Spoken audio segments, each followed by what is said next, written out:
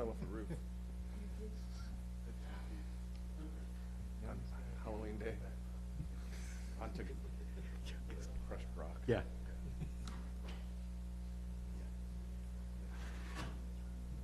Thank you, Mr. Epicello. Or other assigned duties. Others. Oh, yeah, other duties as assigned. Thank you, sir. All right, do we, Second time on record. call to order the City of Lincoln City Council meeting of Monday, November 25th, 2019, 6 p.m. Roll call, please. Dick Anderson. Yes. Judy Casper. Yes. Deanna Hinton. Here. Riley Hoagland. Yes. Diane Coos. Here. Rick Mark. Here. And Mitch Parsons. Present. Please join me with the Pledge of Allegiance.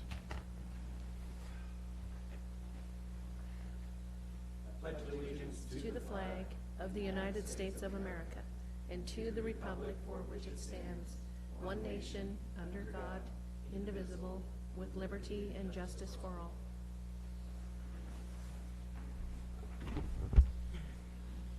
Thank you, everybody, for joining us tonight. Council, I need to draw attention to a change on the agenda. If you go to the L items on the second page of the agenda, 9 and 10 are actually public hearings. So they just got, the system seemed to want to put them over under special order of business. We're going to bring those over to the I items, if that's all right, and we'll deal with public hearings all at one time. So no issues there. At this time, then, we could go for public comments. If there's anybody who hasn't signed up would like to come forward, even though I'll get the list of those who did sign up. List first. List first? Yeah. Oh, thanks, Stephanie.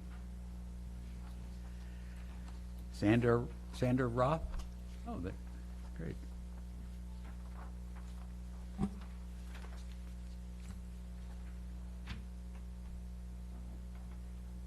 Please, just need to pull the mic and talk right into the mic. It's real mobile. You can pull it right down to you. Yeah. Okay, like this? Yep. Okay. All right. Tell us who you are first, if you I'm would. Sandra Roth, and I'm here regarding the Shoreline condominium at 3303 Southwest Anchor. We purchased this property in 1987. That's 32 years ago. I am a unit owner, and I represent the other condo owners. We have 5 units, excuse me, and at this time we only have 3 parking spaces. At the time of purchase, we had parking available in front of all of our units. After several years of unrestricted parking, the city then created a restriction in which no vehicles could park from 2:30 to 5:30 a.m. We're right there at the Nell Scott turnaround. Our concern is that we have no viable options as the units across the street are rentals and business units. Having close parking access is extremely important for homeowners, safety, and for the convenience of loading and unloading. We are asking this council to consider an accommodation. This accommodation could be either a type of parking sticker or permit or variance for the parking areas that face our building for property owners and their families of record on the tax record, that they should be entitled to it. I've enclosed a photo with my first letter to the their city manager, but I thought I would bring this so you could see. This is at the turnaround, if you're familiar, but we have 2 units, front doors, you know, and then we have 3 in front. And it's just hard to get in there when we come down. We don't live here. We come down and visit. And it's just getting very difficult. So I'm hoping that you guys can come up with something, be it a permit, be it a sticker to put in the window or something, so that we could park. Any questions? Are you all familiar with the turnaround and where it is and how, if you look, that there are the 2 front doors? I would gladly pass this around if. So, Sandra, one, this really isn't the forum where we can have, I'm sorry, this what? isn't the forum that we can have discussion and try to solve the issues. My question would be, have you talked with planning department? Or- I have talked with their city manager, and we made a special trip in, and then I don't know if he forwarded my first letter or the same. I sent him a copy of the letter. He said he can't do anything, but we had to make an appointment to come to the city council. So that's what we've done, and So what will happen is later at the end of the agenda, we have an agenda item of, are there other things that aren't on the agenda that we want to direct staff or whatever. So when we get to that, I'll bring up the issue of parking, if that's okay. And then Okay. And what- typically, if everyone agrees, would direct staff to do some research and come. okay. Sound all right? That would be all right. And would, should I leave a copy of this? You might, if you wouldn't mind providing it to the Yes. clerk, would be, city recorder would be great. Thank you. Thanks for joining us. Kevin Koffel? Have that letter with this and that picture. And Good evening, my name is Kevin Kofel, and I live in Lincoln City. forwarded it, or I lost it, or what, but that can go under this. That was my original. So it's been a little while since we've been here to comment on anything. It's not for lack of subject matter. But anyway, we're going to give my thoughts and my mom's thoughts about the proposed changes to the sanitation, to the recycling issue. We all have an interest in sustainability, and there are issues that are clear to me that arise.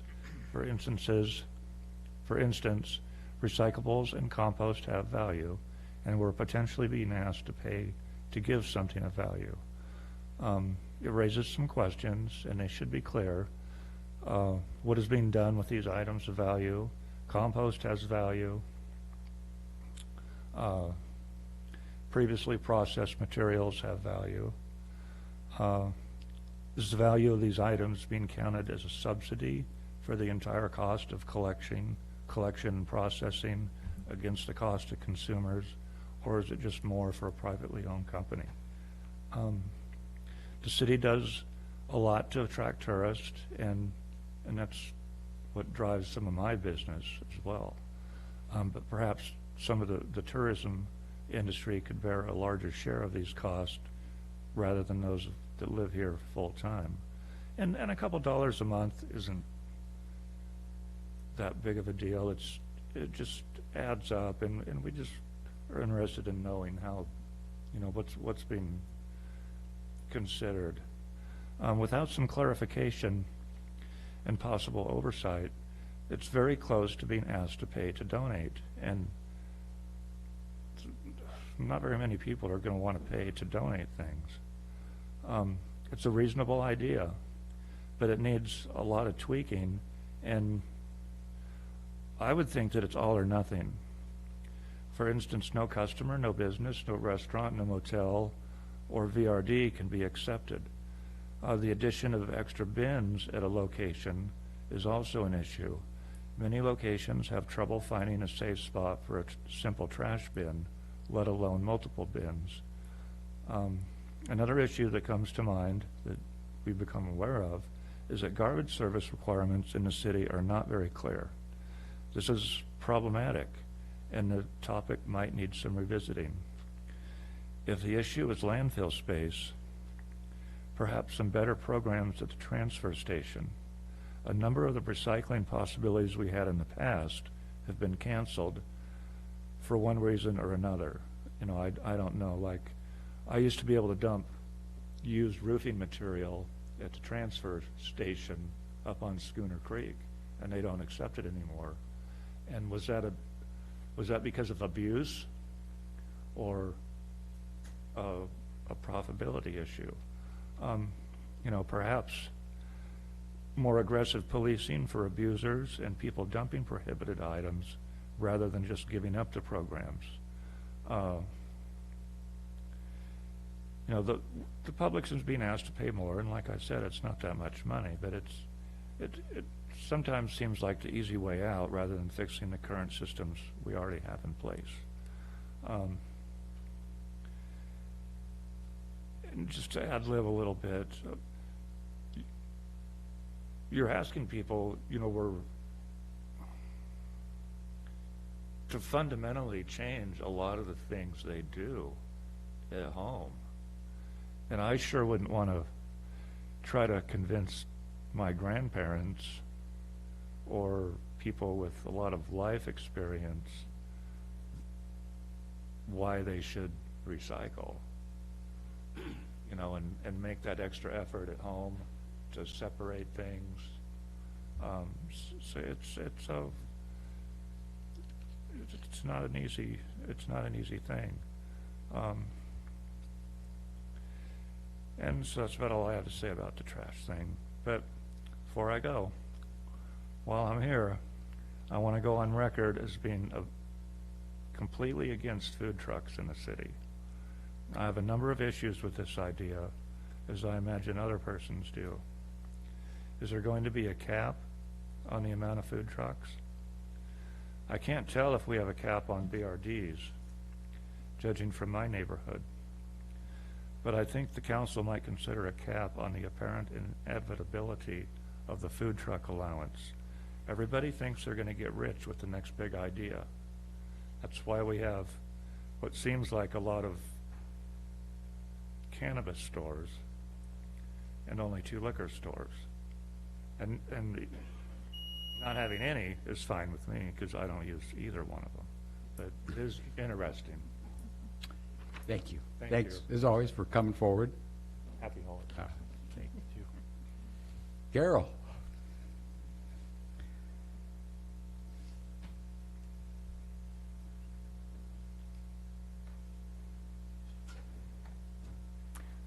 Carol Kofel, Lincoln City. The city could have better sanitation and recycling solutions. Nearly everything is recyclable, but often the issue is cost. A privately owned company is concerned with the bottom dollar, where a publicly owned entity could make up any losses or sustain simply breaking even.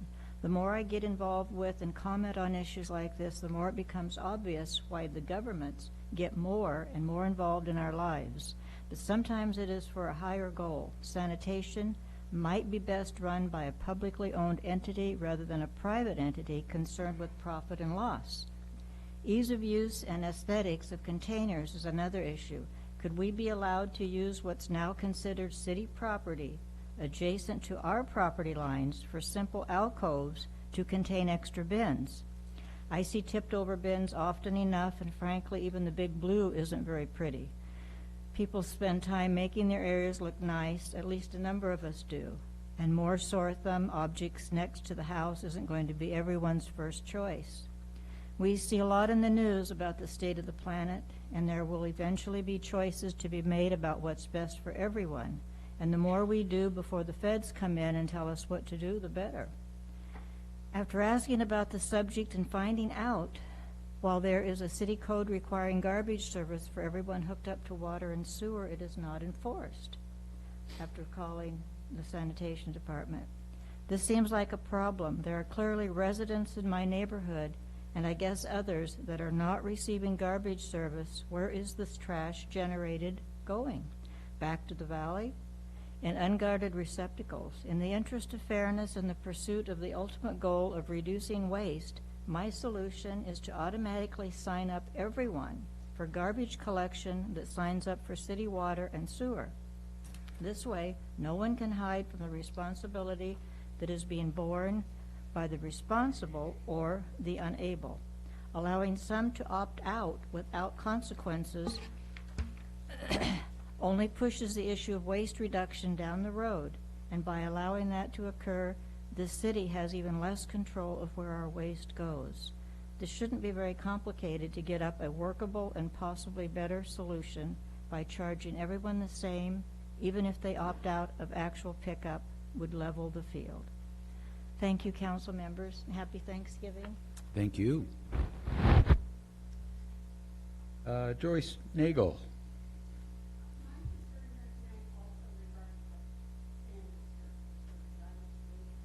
Come on up.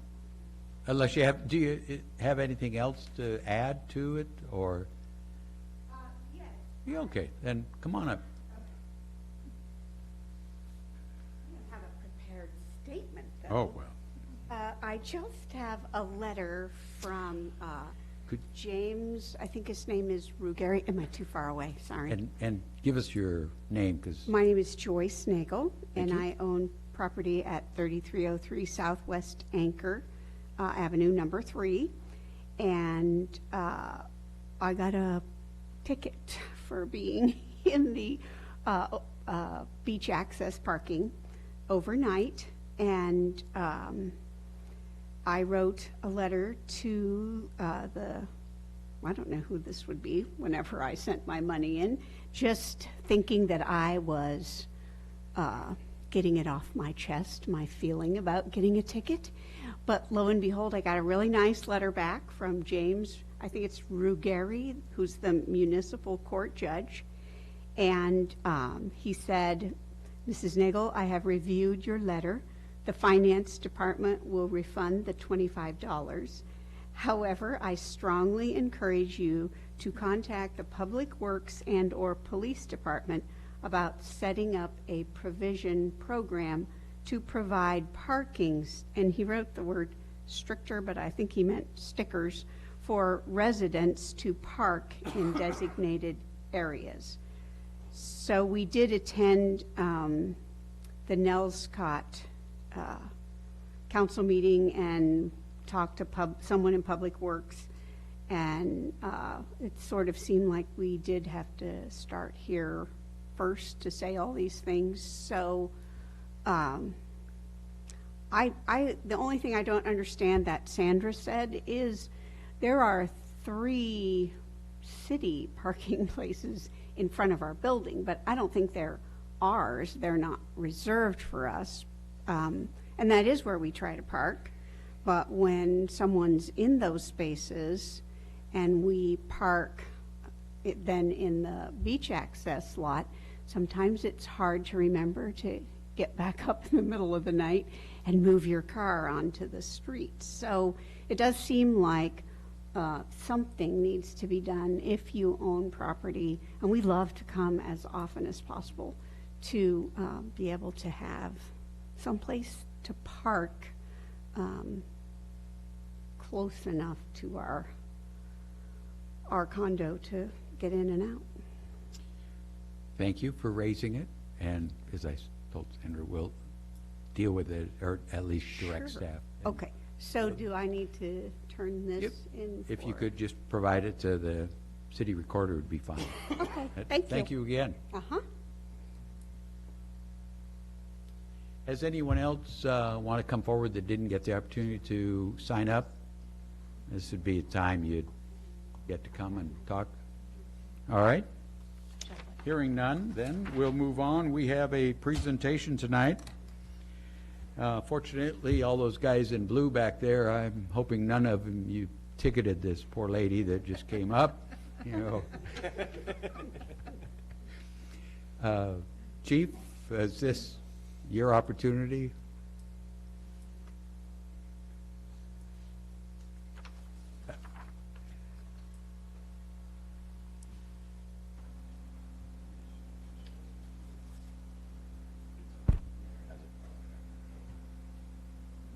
All right. Mayor and council, it's my privilege tonight to recognize one of our longtime employees, our dispatch supervisor.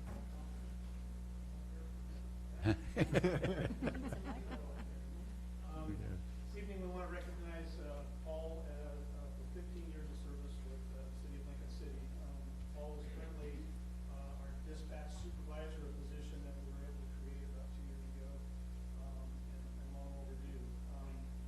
Paul has become an indispensable member of our leadership team there at PD and has taken over admirably in our dispatch center. Paul was already a dispatcher at least 2 years before I got here, about 12 and a half years ago, and was actually not very happy when I got hired. Hired me as the supervisor of the 911 center. And Paul couldn't figure out why a patrol trooper from OSP would have any business supervising a dispatch center. And it took me a while to convince him that I wasn't there to tell him how to do his job, but to tell him what he needed to do his job. And what I found is that once he figured that out, he was happy to tell me what he needed to have to do his job. And but also show me what I needed to know about the 911 center and how to make it run well. And I'll have to tell you that I've also watched him grow as a person, not only just as a dispatcher, but really step up into leadership roles, both as a field training officer. He's coordinated our dispatch training program, and then since taking over as supervisor, has made sure that we are as current as we can be with dispatch policies and procedures, emergency response procedures, and getting top-notch training to our dispatchers. As you've heard me say many times about our personnel, I will stack our people up against anybody in the nation and in the state. And that's just as true for our dispatch center as our police officers. These guys are a remarkable resource for our community. They are the nerve center for our emergency services in this end of the county. They know what's going on before we know what's going on, but they are the first person that you will contact if you are in need of help, and they will make sure that the help gets out to you. Paul is the epitome of professionalism, and become very indispensable to me, and I couldn't be prouder to give him this public recognition, but congratulations on 15 years of outstanding service to the city of Lincoln City.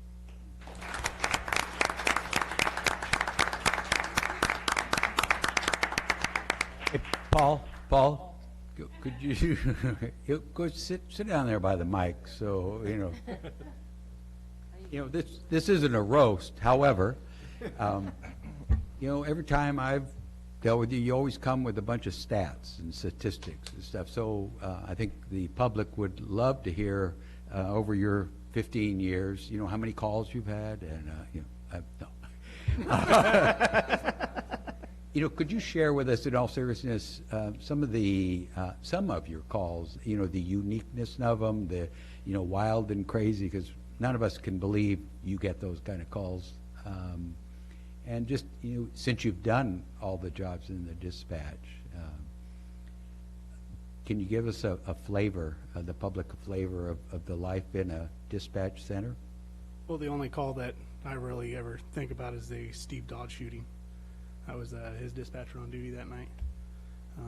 And, those are the tough calls, but that's the one that sticks out in my mind the most. Other than that, it's you've heard the Seagull call that Selena took and up on the steeple. Right. And, we deal with the pursuits and stuff like that, but the ones that really hit home to us are the ones that affect our family, our police officers. The way you handle them are superb. But they've, just so you know, they have assigned me, I always have to call the non-emergency line. They don't want me calling dispatch, so you. Other questions that staff, council might have? Some of us have gone through the academy. You've toured us through the dispatch. All understanding I have is you have this super duper new dispatch center about ready to open up any month now, correct? I think we're spoiling you. Been a while. We do appreciate it, and also, 15 years is a long time, and it certainly pays the citizens dividends. So I appreciate what you and your staff do now, and you supervising them and directing them, because I echo the chief's words. We're very professional and an outstanding group of people that do the job for the citizens. So thank you. Thank you. Congratulations.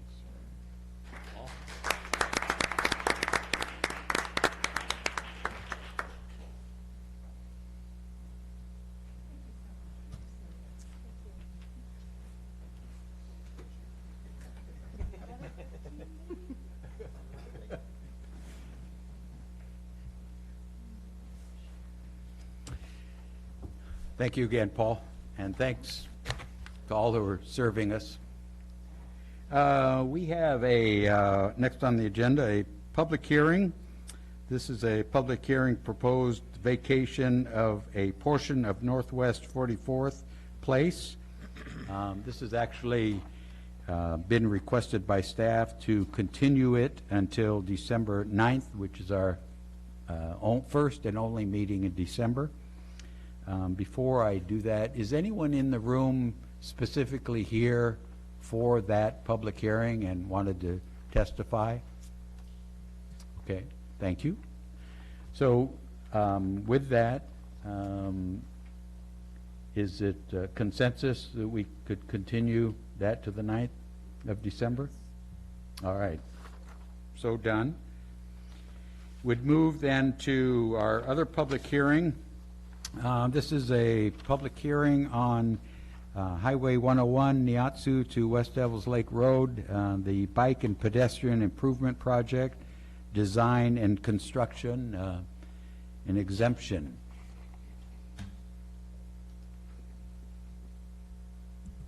Stephanie.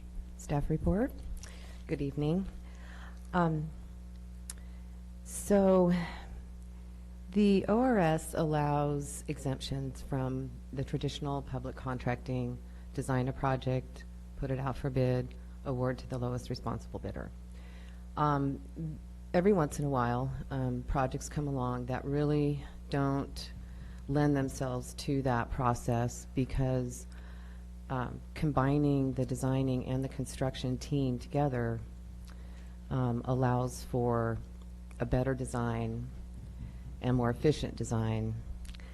And so in this case, we are embarking on approximately a $3 million trail from the Niatsu intersection, just a little bit south of that, to Sorry, hard to concentrate. yeah, I Just can, for the record, there's somebody who's doing laps up above us, and they're just running up and down the hallway. What's going on? so it's a bike and ped trail, actually a traditional sidewalk from about Niatsu to the wetlands across from the golf course, and about a 1,000-foot of a pedestrian bridge, a pedestrian and bike bridge. Specialty bridges lend themselves better to public to a design build project, and so the process is we come up with we look at the requirements under the ORS that you create findings and support reasons why you feel this project is eligible for the exemption. And in this case, I did that. These are draft findings. After tonight, if you do accept them, they'll become final. The main reason the ORS wants you to go through a process and be very deliberate about what projects you're excluding from the public contracts requirements is they don't want you to not be competitive and want to make sure you're still competitive, that it's still fair, that the same players still have a chance at the project. Also, in this case, I feel very strongly that we would be saving a lot of money having our contractor who builds bridges be part of the design team. You can spend a lot of money on design, you can spend a lot of money on geotechnical services, and with that contractor in your, early on in your team, those costs can be either not needed or honed into exactly what type of project you're going to end up constructing. You also, in this case, we're really tight on budget. We only have so much grant money, and so we want to make sure that at the end of the design, we're not coming to a design engineer's estimate that's near or over our budget, and then we, you know. So for those summarized reasons, and then obviously the findings, we're asking that council authorize an exemption from the competitive bidding process and adopt the findings. All right. Any questions of staff regarding this? You might recall, it wasn't that long ago, we did another exemption for specific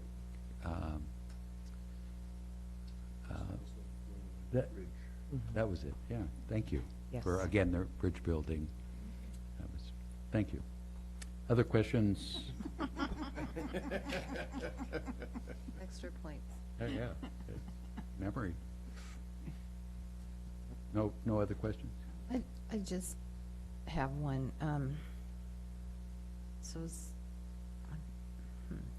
I was just looking at the total project cost. It's pretty high. So I would say that this method you're requesting is probably a good one because it could go even higher. It's a very expensive project at least $3 million.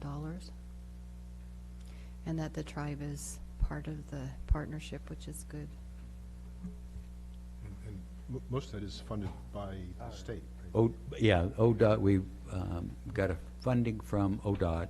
And actually, to give you a history lesson on this, this was actually approved by the ODOT process back in 2014, I want to say. Yes.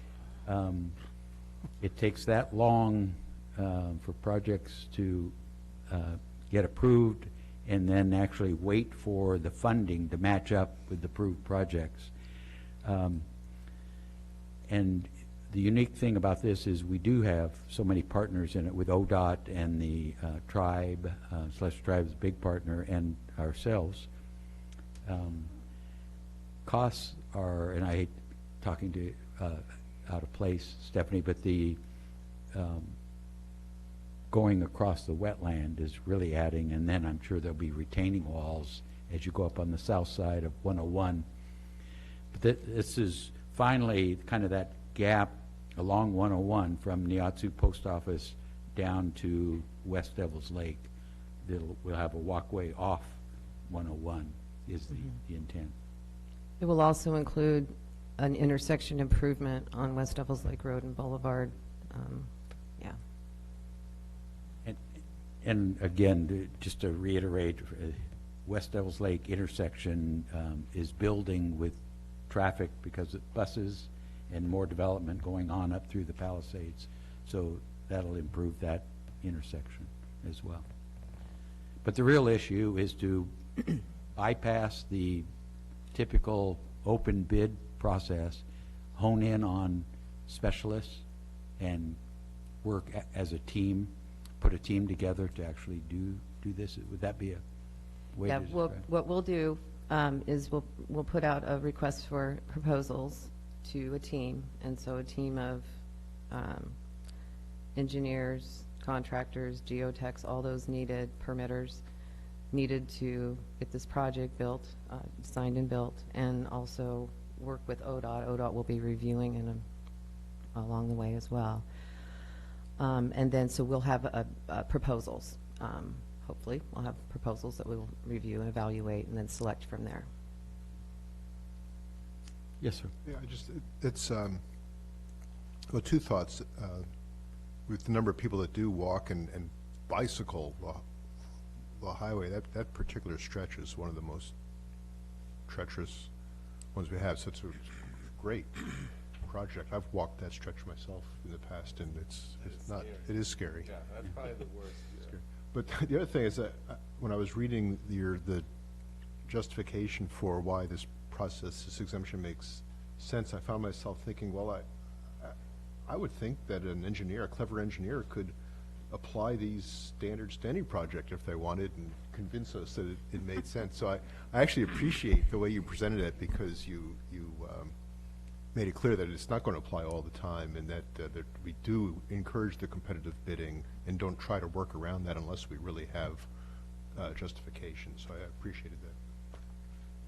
Your Honor, did you call for public comment? Did I miss that? I am now. Don't try to rush me, Counselor. So now would be the time if someone in the audience wishes to make a public statement or testify at this public hearing in favor of or favor against the exemption would be proper. And it doesn't look like anybody wants to.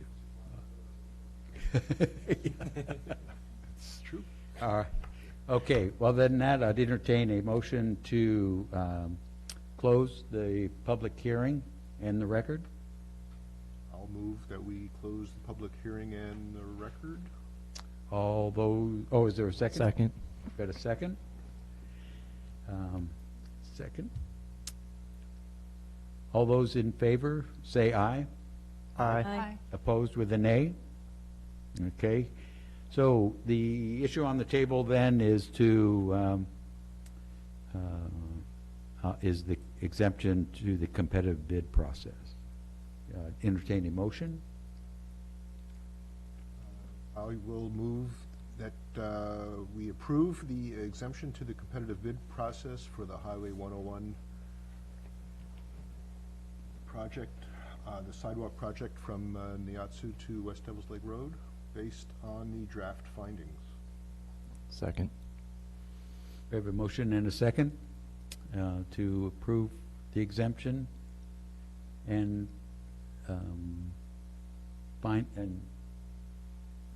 receive the findings, I guess would be the.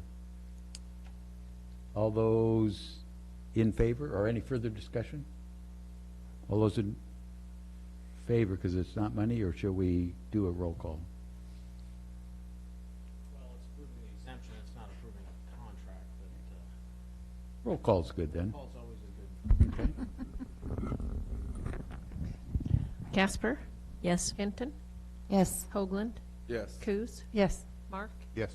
Parsons. Yes. And Anderson. Yes. Motion carries. Great. Thank you.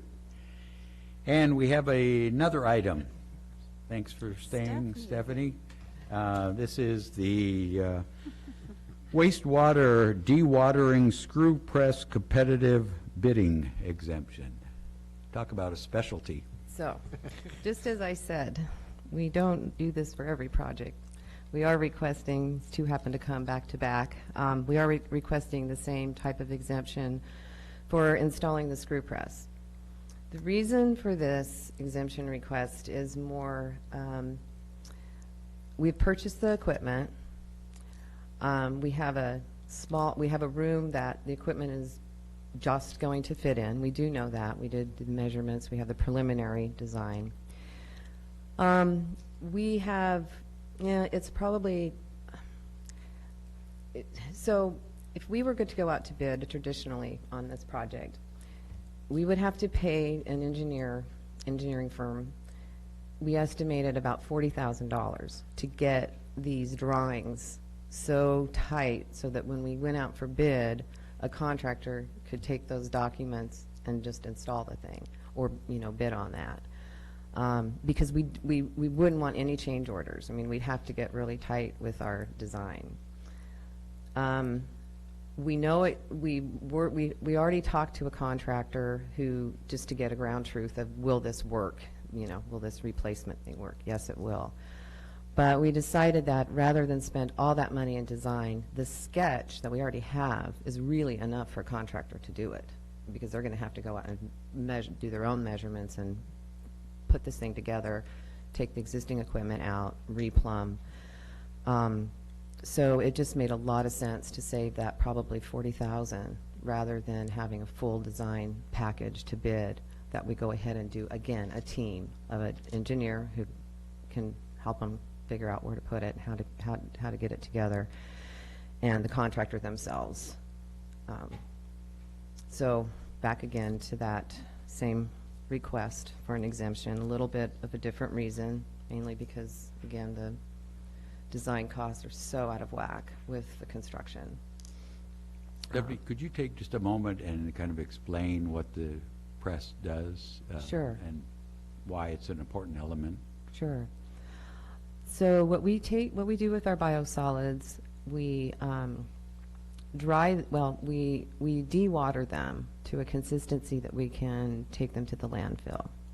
We currently have a centrifuge that does the same thing as the screw press does. It takes the high watery solids and dries them to about 18-20%,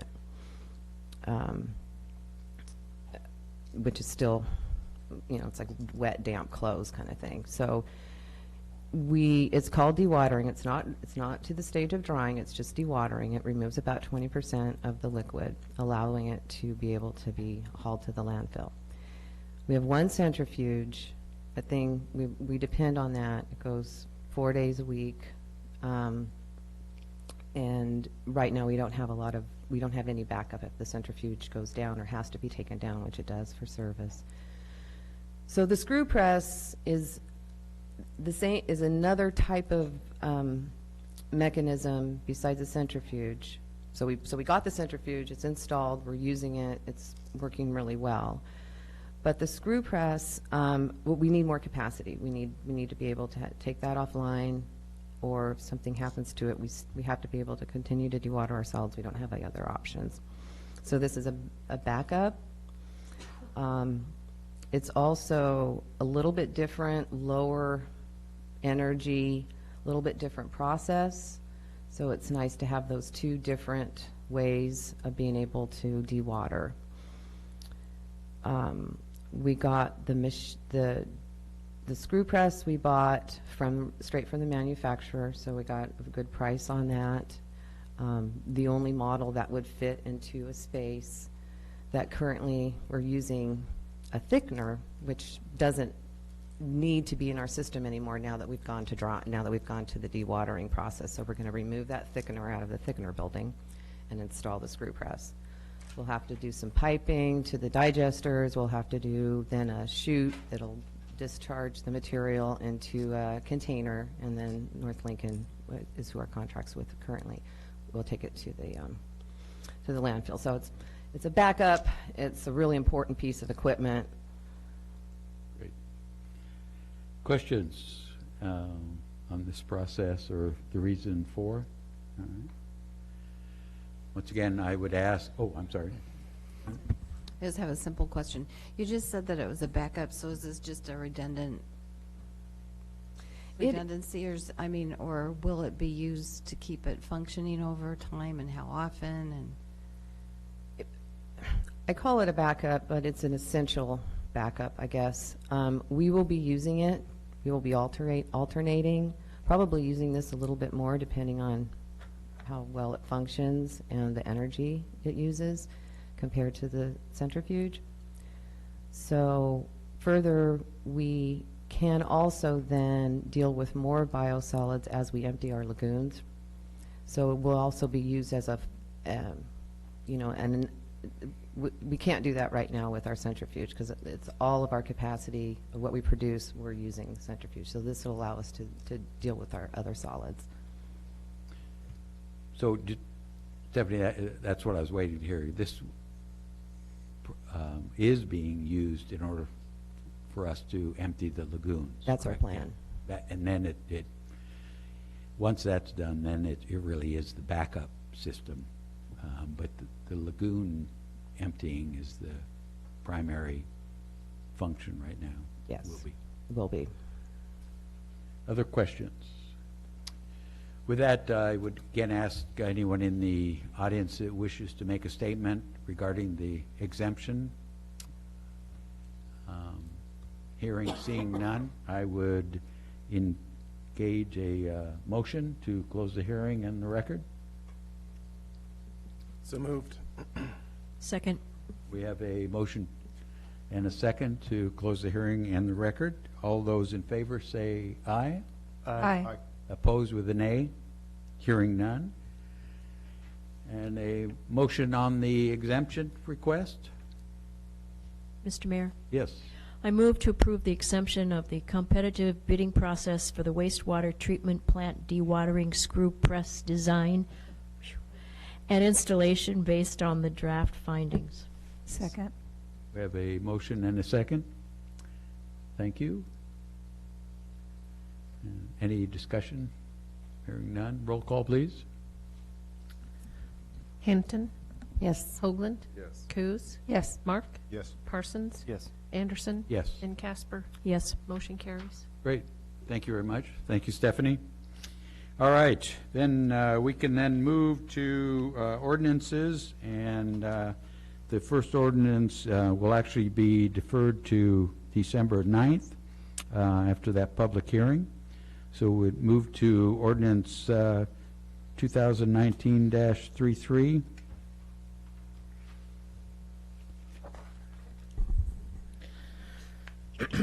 Your Honor, Council, this is first reading of ordinance 2019-33, an ordinance of the City of Lincoln City, amending the Lincoln City Municipal Code, Title 10, Vehicles and Traffic, Chapter 10-12, General Regulations, Section 10-12040, storing motor vehicles on streets to increase penalties and strengthen enforcement. The request will be to approve first reading. The reason for this ordinance amendment, as detailed in the staff report for this item, is that the police requested that the ordinance be updated. Again, it was drafted apparently in 1988, and although there is a provision that says you can't move a vehicle in the same block and avoid time restrictions, it wasn't at all clear that it applied to this offense. So we've stricken this somewhat antiquated language and just gone with a straight 24-hour prohibition, which is consistent with the abandoned vehicle provision in the state statutes. So under state law, if you leave a vehicle unattended on a city street for exceeding 24 hours, it can be declared abandoned, towed, and then you're responsible for the cost as well as a violation. Not saying that we're going to rush out there and at 24 hours and 1 minute have your car towed, but the problem is that the police were issuing notice to people that were basically storing trailers, campers, vehicles, things in the right-of-way, and then they would come out and move it a few inches every 72 hours and then basically laugh at the police and say, see, not a violation. And that's because the language of our ordinance makes it seem like you can store stuff in the right-of-way for 72 hours, and that's not the proper use of the right-of-way. The exclusive use of the right-of-way is basically prohibited without our express permission. We give permission based upon franchise agreements and concession agreements and permits. We don't just allow people to use public property for their own private, personal, or commercial use. So basically this ordinance cleans up the prohibition, says you can't use the city right-of-way for as if it's your own. The exception is, hey, you can use parking spaces in accordance with the time limitations that are there, and if there isn't nothing cited, then you got the 24-hour limitation. I clarified that you can't just move it a block. You got to get it. Campers are a good example. There are for-profit storage facilities that are fenced and have security where people can store their campers and trailers and things that, recreational vehicles legally. Storing those things on public streets is not permitted, and that's what we're trying to avoid. So if you're basically caught storing something on the city street, you're going to be told to take it to a private facility, or at least outside of, it's not, don't just move it somewhere else in the city right away. So we clarified that storage is a Class B violation. Again, that's somewhat consistent with what the state law deals with abandoned vehicles, and everything else is a parking violation, so we cleared that up. If there's any questions, then don't approve second reading, bump second reading to December 9th if you think we need to work on this some more. I will say that the person who spoke earlier under the citizen comments essentially was asking for an exemption to this, which I think is actually recognized in the language here, because under purposes we talk about, hey, we exercise control over the right-of-way and you're not allowed to use it, but except we'll give you permits, a license, a concession, or a franchise. And city manager, for example, is delegated authority in Chapter 405 to issue temporary licenses for use of the city right-of-way. And so we have a structure set up, so this is not inconsistent with that. I know that person was asking for some kind of permit or whatever to use the city property for parking, and that's got, we'll look into that. But so this is consistent with that line of thinking that right-of-way and streets are for the use of the traveling public and not necessarily for storage of your stuff. I didn't get any objections from the chief on this, so since he has a weapon and I don't, I'm guessing we're okay. Agreed. Questions?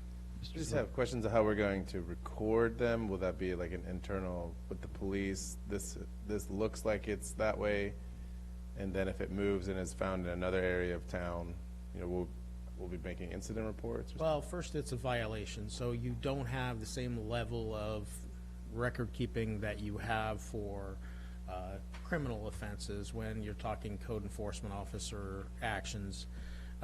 But this is still a Class B violation under state law and city ordinance because we matched those up a couple years back. It's more important than a mere traffic violation. And again, it was the police that actually requested that this be cleaned up. So I think what they generally do is they photograph the location, they chalk the tire or whatever, and they photograph it, and then if they come out and it's still in the same place, I mean, 24 hours is going to give them a little bit, obviously, shorter time to deal with it, but I think they're good at evidence collection and they'll document the case. Other questions? Yes, sir.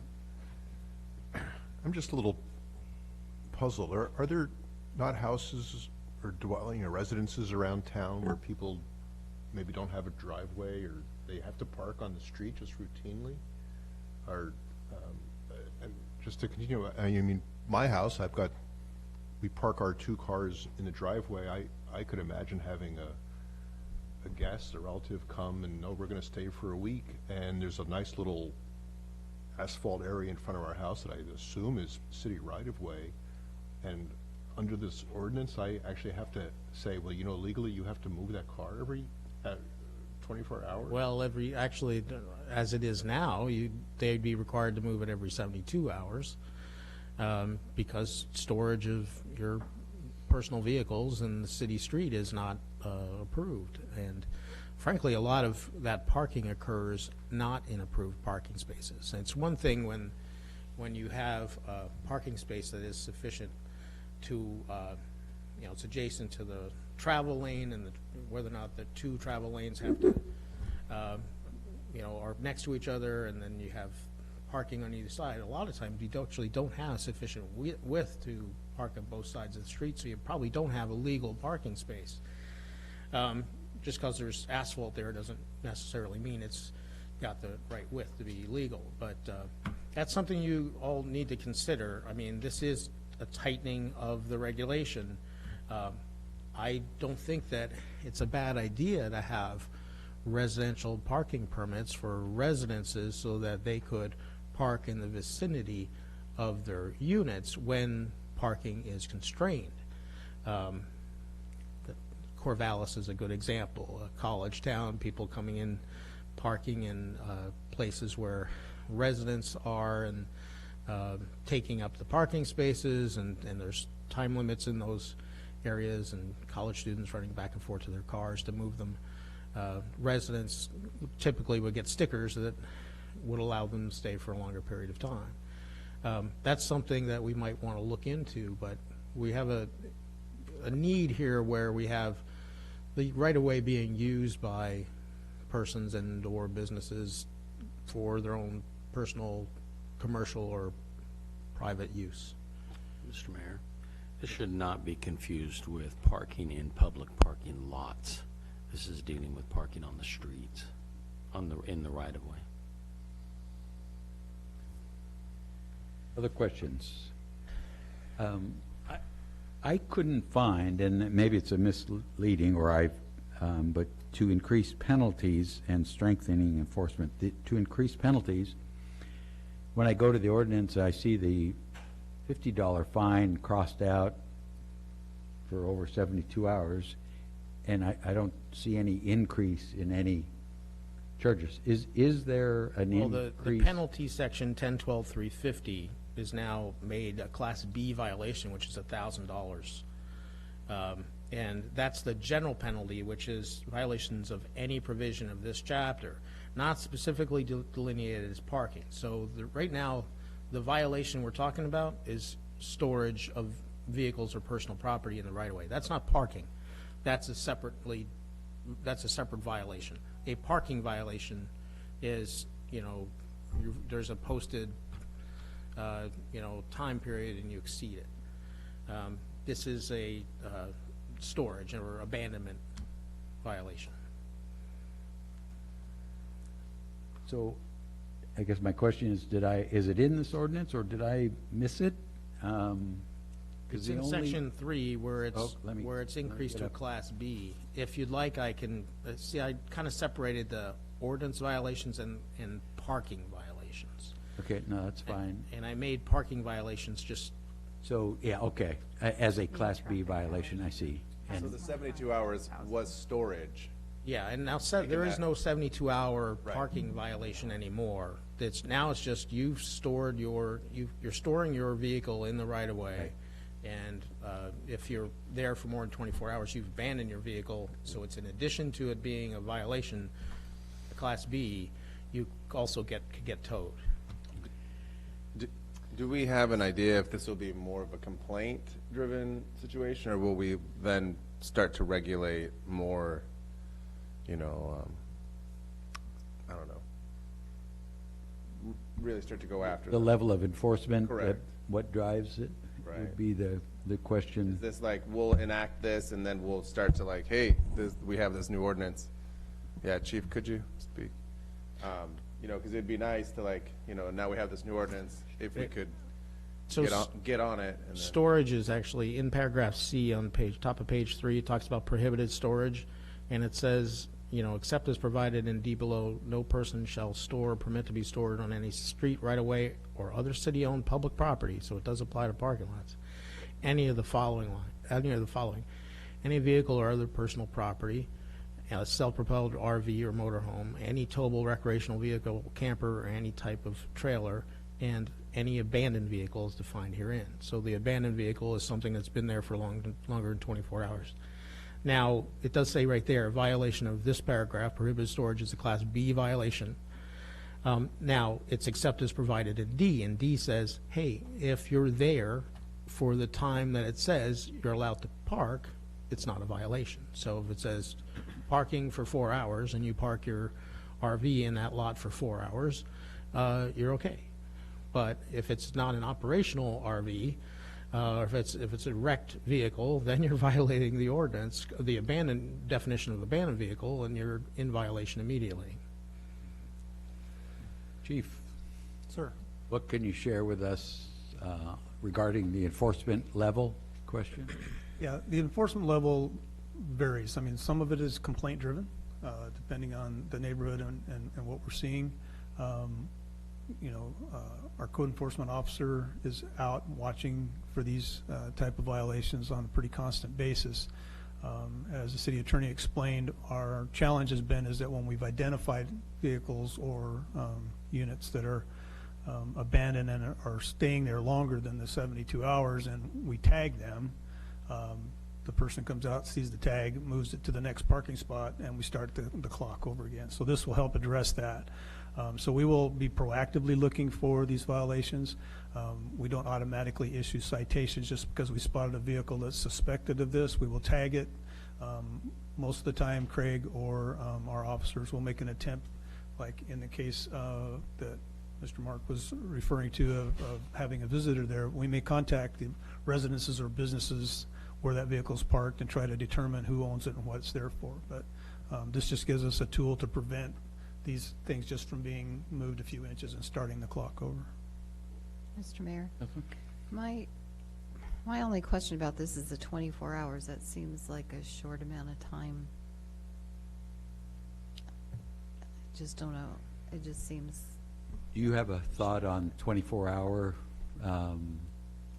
Well, I don't think a 24-hour, shortening it from 24 to 72 is going to create any greater issue for us than we had previously, at least not on the enforcement side of it, because we go through a process of tagging, making contact, and taking care of that. It just gives us a tool. I'm not sure how Richard arrived at the 24-hour deal, but I'm assuming that it's because it's patterned after similar ordinances from other cities that have been successful. Not just that. It's patterned after the state statute. If you read the council communication, I'm telling you that the way we have it is it prohibits us from fully utilizing the state statute, which would basically allow you to go right up to tag after 24 hours. But because we provide otherwise, we allow for 72 hours. The police have not been able to use that statute and have had to wait another 2 days.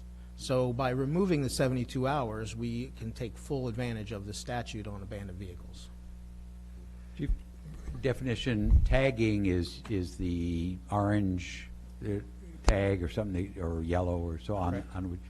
Does that constitute a ticket or violation? No. Okay, that's just a notice. It's just a notice that we're watching the vehicle, and you have this amount of time to contact the police department or make other arrangements for the vehicle before being cited. So, Chief, in practice, I mean, I'm guessing, I know in my neighborhood I see cars that look just like they're never used, you know, the tires are flat or something. And I have seen cars with orange stickers on them. And there's other cars that I suspect people are just using all the time, just in their daily business. And again, I can imagine a situation where someone takes a trip and they drove to the airport and they left their other car and it's happens to be parked in the right of way. It seems like there's a lot of discretion that the patrolman or the code enforcement officer might employ, and there's a certain common sense here that I think would be not a problem. I know this car looks abandoned, and so I'm going to tag it. But if it's somebody's just vehicle, I don't really understand why this law exists, to tell you the truth. I wouldn't think that you could just tag any old car that is just part of the family's property. And that's not the way we approach this at all. We go to a great extent to mitigate the problem and make sure that we are identifying truly abandoned or nuisance vehicles and making sure that we're taking action on those. But we will go to great lengths to make sure that we're not just picking on somebody that's in that situation. And that's exactly what I would expect, and I'm sure you do that, but it's not clear to me how the ordinance distinguishes the difference other than the discretion of the police officer, and is that okay? Well, I would guess that, one, it's a reaction to many cities, including Lincoln City, where abandoned and cars are piling up and need the tools available to act on them, because it can get out of hand quickly. The other, quite frankly, I'm struggling with is, the housing issue, and, I'm just wondering who's parking on the street. Your example was a good one. I have a guest that uses the front of my house, I guess.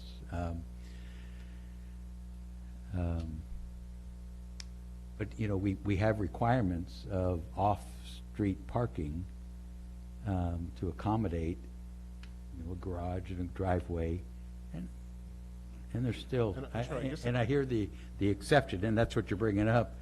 And I guess at some point, I'm thinking I have to rely on the subjectivity of the officer.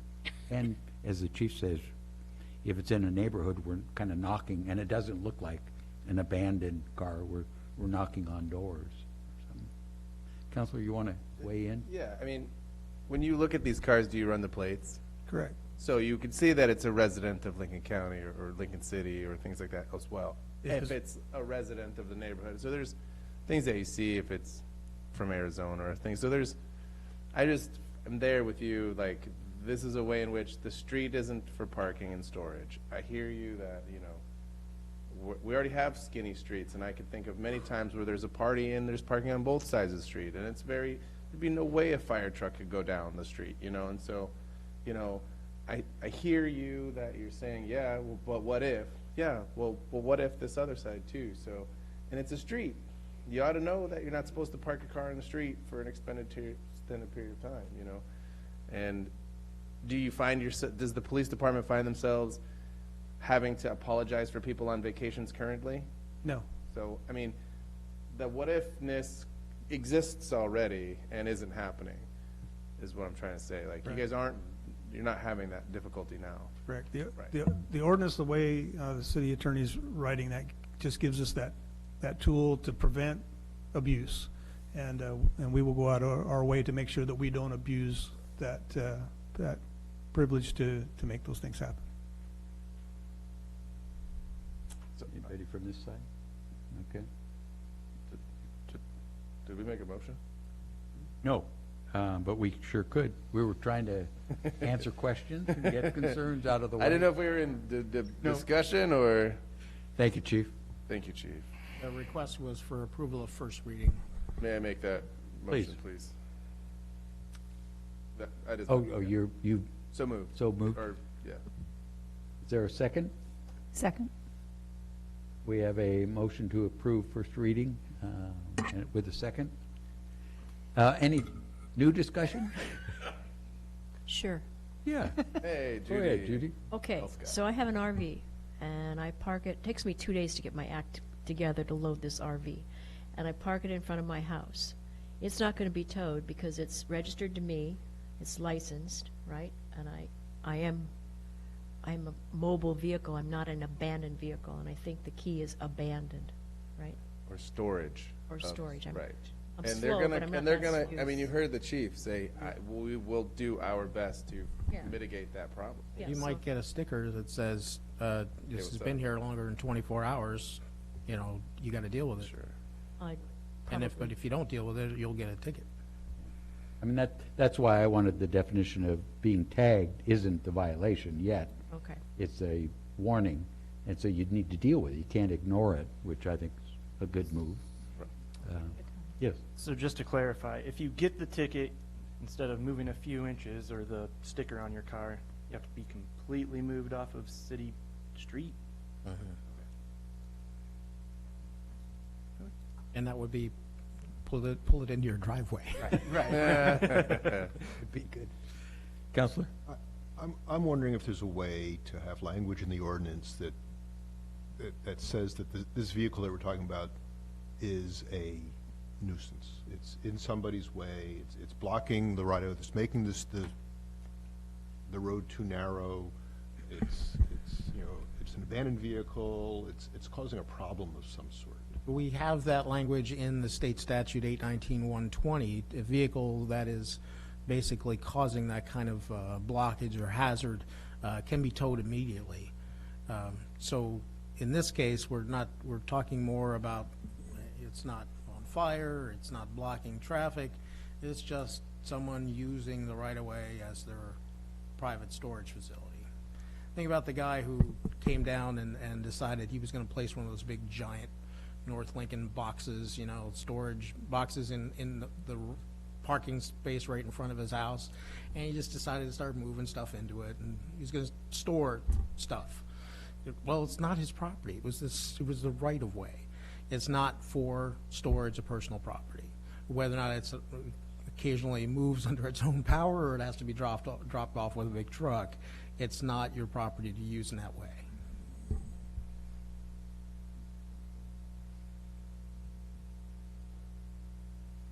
You want to continue with your argument? I don't know what, I'm not really sure what my argument is. I'm going to vote no, so That's that we okay. move this to a second. Sure. Second reading. So we have a motion with a second. Any other discussion? Okay. Roll call, please. Coos? Yes. Mark? No. Parsons? Yes.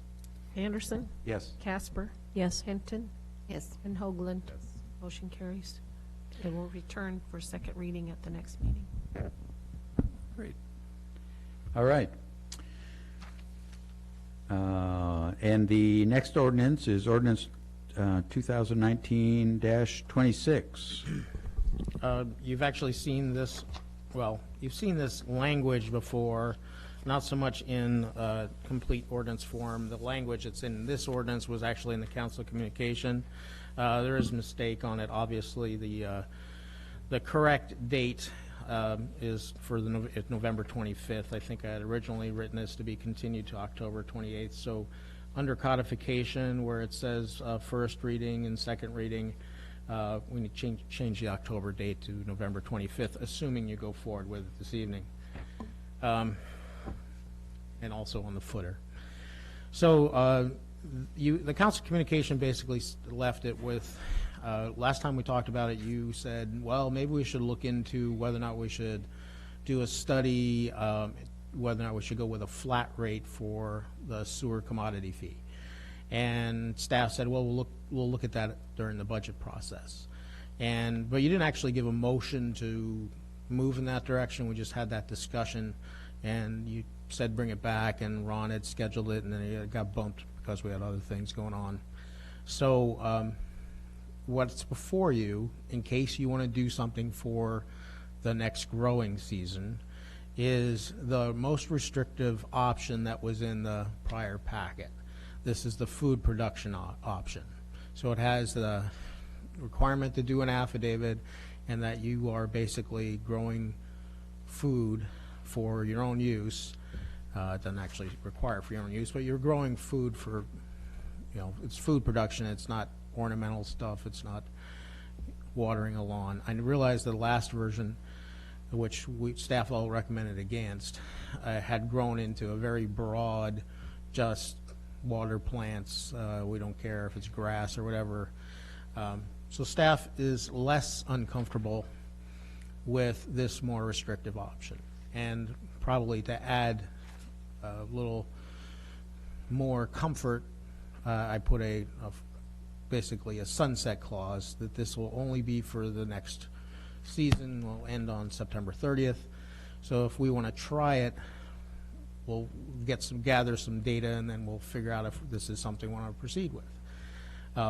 You also have the option of just saying, let's not do this. Let's have Ron and his staff look at a consultant to do a flat rate study, or if we can do it in-house, do it in-house.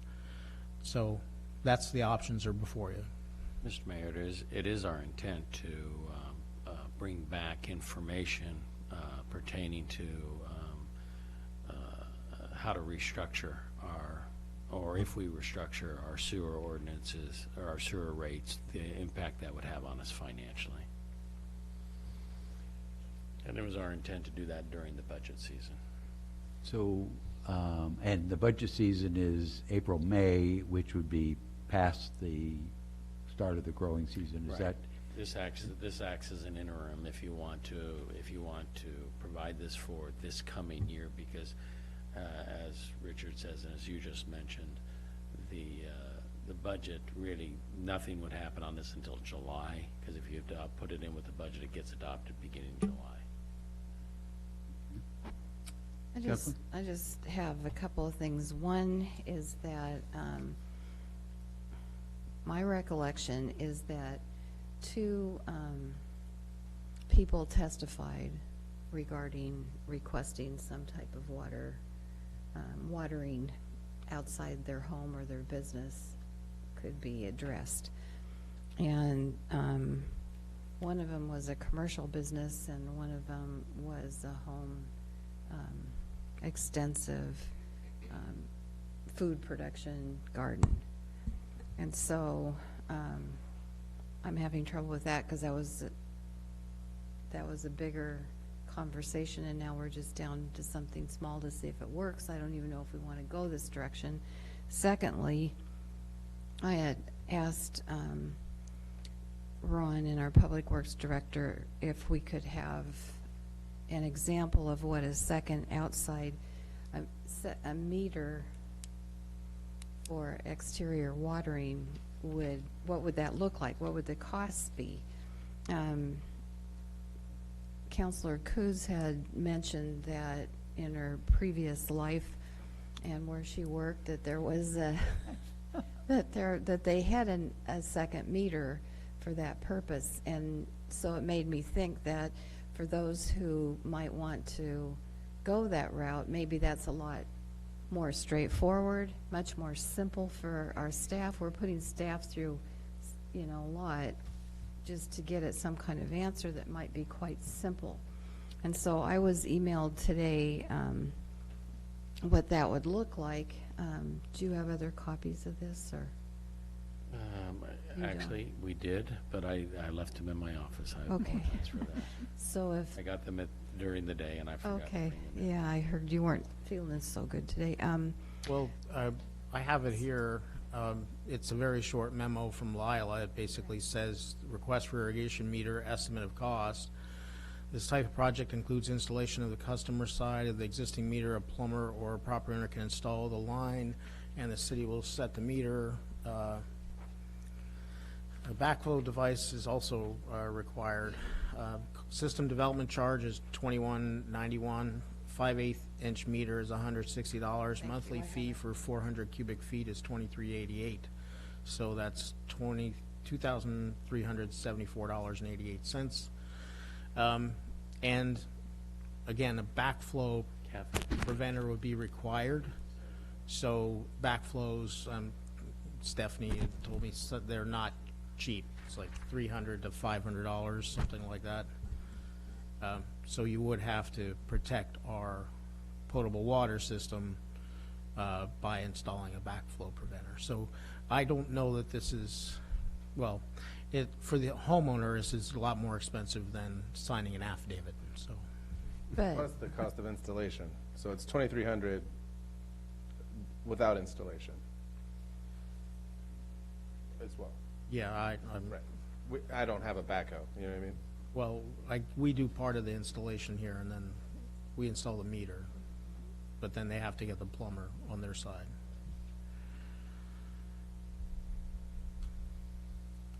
Mr. Mayor?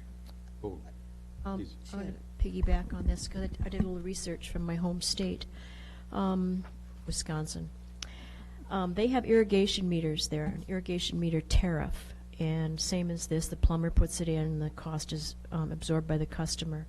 And then they're billed for water usage. The residential customers may use it, and commercial irrigation is also available on a meter, like for homeowner associations. The city owns the meter. There's a one-time charge for inspection as well. If the customer decides not to use the meter anymore, then it's capped off, and the customer pays that. Their monthly rates, back in the land of green hills and trees, is $2.44 for 1,000 gallons, and it's determined by the size of the meter. The tariff is how that's determined, and it works very well. She said they don't have a lot of people on it, but they do have some, and there's no loss to the city for this use of the meters. Is it potable water, same potable water system, or is it a separate irrigation water system? It is, it's the same charge as water. It's the same water. Okay.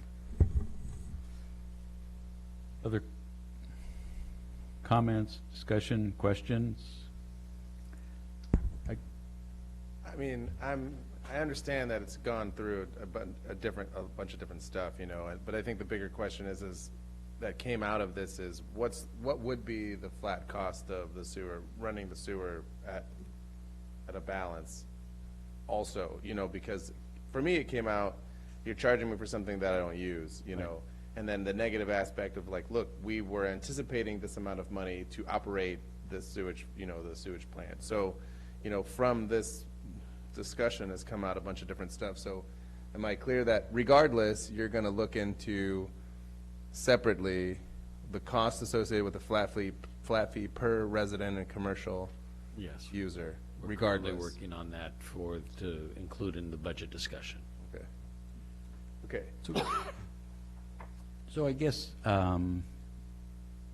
remembering it, anything done, if anything done, will not affect, it'll affect 1 month, 2 months, May and June of this budget year. What we wouldn't have for the future 2021 budget year is better than these estimates of who might take advantage of any kind of thing. So you have a couple case scenarios here, you know, anywhere from $37,000 to $140,000. And this isn't, just remind us all, we're talking about water is being paid for, it's the sewer side. Already, Yeah. right. And again, I recognize, I'll tell you what, I'll say it again, it was staggering to me the subsidy that's being paid by folks who aren't using the sewer system. So thank you for those who do. But I came down with one, the state of Oregon, I did a quick scenario. There are plenty of cities that do a flat sewer fee now. So that's not unheard of. And quite frankly, it's, you know, surprisingly, you know, ranges from $90 to $36 a month. So I was a little surprised for just a flat sewer. I guess I would ask, and perhaps Mr. Chandler or Richard, you could, Mr. Apicella could share with me, when we sent this back to staff, we kind of were the instructions to you look at alternatives or different things, because I wrote a nice long and read a nice long epistle of things that we could do to narrow down the risk, such as, you know, as I go here, such as putting the sunset provision in, so amount of time, so we don't get out of control. I had suggested 1 year. Actually, I think some people suggested 2 years to have a couple of growing seasons. We can eliminate, you know, the known areas of VRDs and motels and hotels and B&Bs and Airbnbs. You know, we can just put an exception in. They don't get to play because we know their water usage is hard to average, so don't let them play. We can exclude even more water meters that go off of more than one unit. So, you know, there are things, and I, you know, even I heard a concern about encouraging, this might encourage other users to use more water, and I'm sensitive to that. And I'll tell you, my feeling on that is we have our ability, we can raise the rate of water over the base rate. We do. Yeah, not very much, but we could raise it. So if you want to stop people from changing the habit of watering grass or things during those months, you could raise that rate significantly, because in essence, you've got the whole sewer fee cap that you could go up to make it even if you wanted. Now, it may seem like a silly exercise, but what it does then is you pay for what you're using rather than subsidizing a sewer system. But if you're going to use water, then by guys, you're going to pay for it. And we could have that increased water usage during the same months that you don't pay for your total water, or sewer type thing. So I guess, to me, where I'm struggling, one, I agree with Councilor Hoagland. I'm concerned about the fare issue and something not that I don't use that I'm paying for, and it's not me, but those who do. The other is I can't distinguish between residential and commercial. So I'm concerned about, even if there's just one commercial nursery in our community, they water. And I'll say again, even our ordinances, we require new construction to have landscaping and water it to survive. So I would say again, we ought to look at a lot of things if we're worried about water usage. Why do we require landscaping? So we've thrown that kind of stuff around. I'm not, certainly this is a start, with this, the way it's worded to just be garden, home use, produce. If you get to the letter of the law, I know a lot of people grow stuff and give it away. So that's not home use. They may be selling it or giving it, whatever, to other places. I do have one critique on the size. The 200 square foot seems way too big. That just says a That's 10 by 20. minimum of 200, yeah. That's just, I think that's too large. I think it should be like a 32 square feet, 4 foot by 8 foot. I mean, if we're talking about residential, you're gonna X out a bunch of people. That's a lot of land if you're just starting out or worried about that stuff. 4 foot by 8 foot is a bit more manageable and could, encourage more people to do that versus the 200 square feet. Mr. Mayor, have we also considered how much staff time this is going to take up to do these extra things? And the extra things are, The affidavits, making sure they're correct, true. Will there be any kind of enforcement? Is this going to be monitored? It seems like we're doing a lot of consumption of time as well. I believe the mayor volunteered Yeah. to double-check the affidavits. I did, as a matter of fact. I'll go with you, Mayor. And Mr. Mayor, I'd also like to make a point, if I might, about usage and paying for what you use. And I would just like to say, I don't have any children currently in our public school system, but I pay for the schools to operate, and I understand that that's for the good of the whole, and likewise I do for the sewer. Taxing district is a little bit different than what we're charging you, though. I know, but we have operation expenses for the sewer. Which and- is why we should really look at what it costs to operate the sewage plant separately. Let me, Councilor. To her point, not taxing district, we're talking about adding composting and making everybody pay for it, whether they use it or not also. So there are a lot of services that everybody pays for that they might not get their full use out of, to her point. Thank Your Honor, I can tell you that previously, when we talked about this, the Finance Department did indicate that they were capable of tracking the usage and averaging it to calculate the fee. So it was something they could do with their existing program. Yes, they'll have to submit an affidavit and we'll check it out, but that's kind of like, you're submitting something under penalty of perjury. Hopefully they'll take it seriously, so. Sue? Yeah.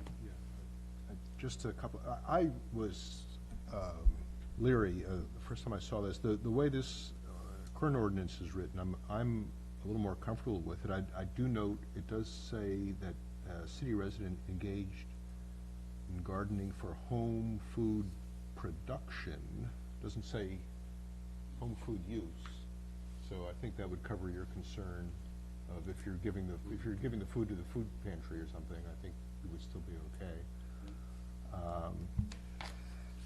I have to go with your belief of a a subjective officer, though, that, from our last discussion, making good judgments there.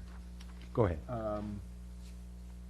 I think it's important to limit this to food production and take people with lots of plants out of the, because that negates the whole, your concern about the landscaping requirement.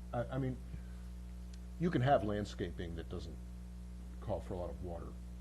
And so, if you have native plants in Oregon grow all summer long without a lot of water, that's the way the climate works here. And I agree, but why would they? If you started raising the rate of the water,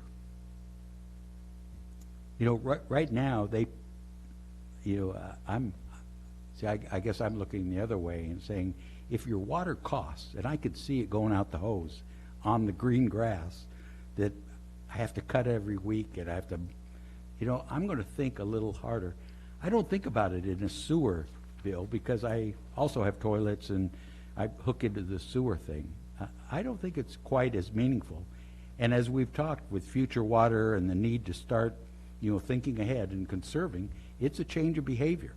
And I think the more you can put people on a direct link to what they're using. So, I'm for charging not the base rate, because I think, the base rate has to be reasonable and accommodating. But after that, then people are making choices.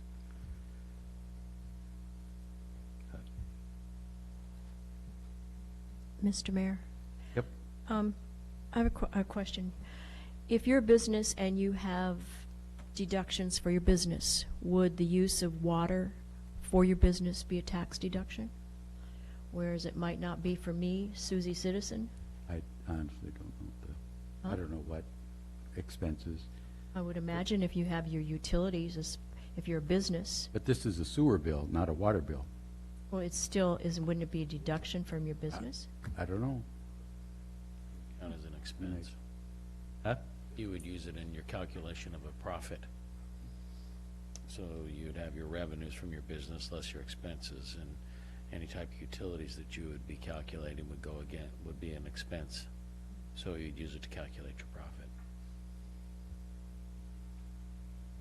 If you have a home business, you're probably taking a percentage of your utilities, but that's, I think the term is de minimis. I don't think it's going to be a big deal. Much later. Well, we brought it to the table before, and that's, kicked it around, sent staff back with, ideas and thoughts. It's come back, so this is a nice, also a flow of an ordinance. All ordinances don't necessarily go forward, so, that's fine too.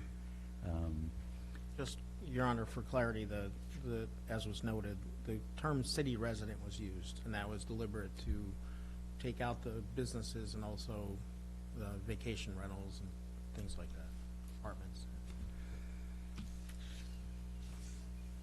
Well, yeah, but the garden would take care of it, I don't know.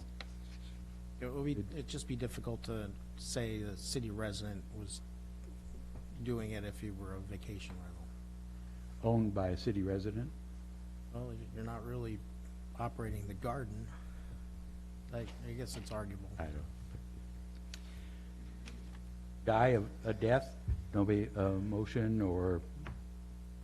Well, I mean, So this would be sort of an experiment for a year. It's going to sunset It's got a sunset. September. I think if we keep the 200 square feet, it's going to really narrow the participation. I'm a little concerned about sort of jerking people around a bit. I mean, trying this, and then we find out the information on this flat sewer fee and say, well, now we're going to have to restructure this and do it a different way.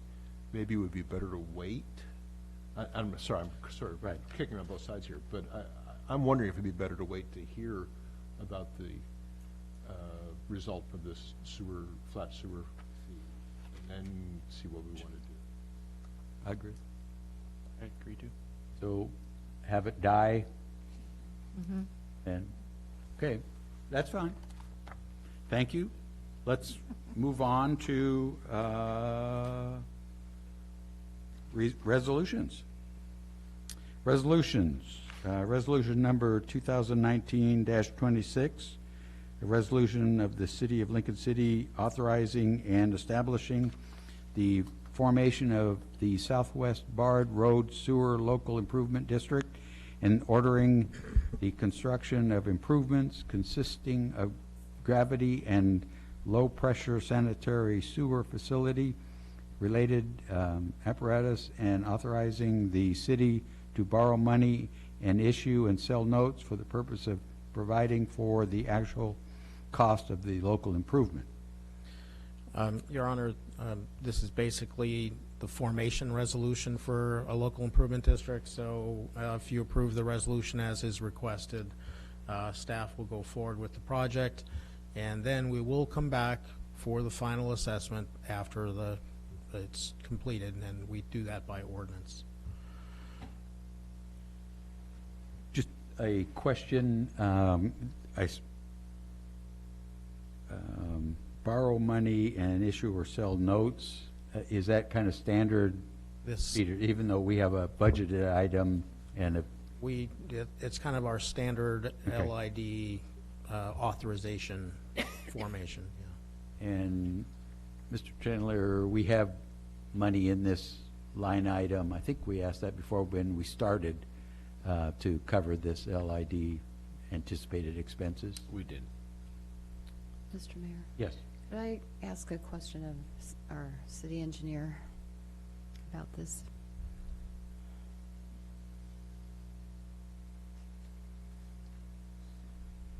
Kind of think I know the answer to this, but is the area for this LID, is that kind of self-contained area, or should we be looking further to see if others want to join, or?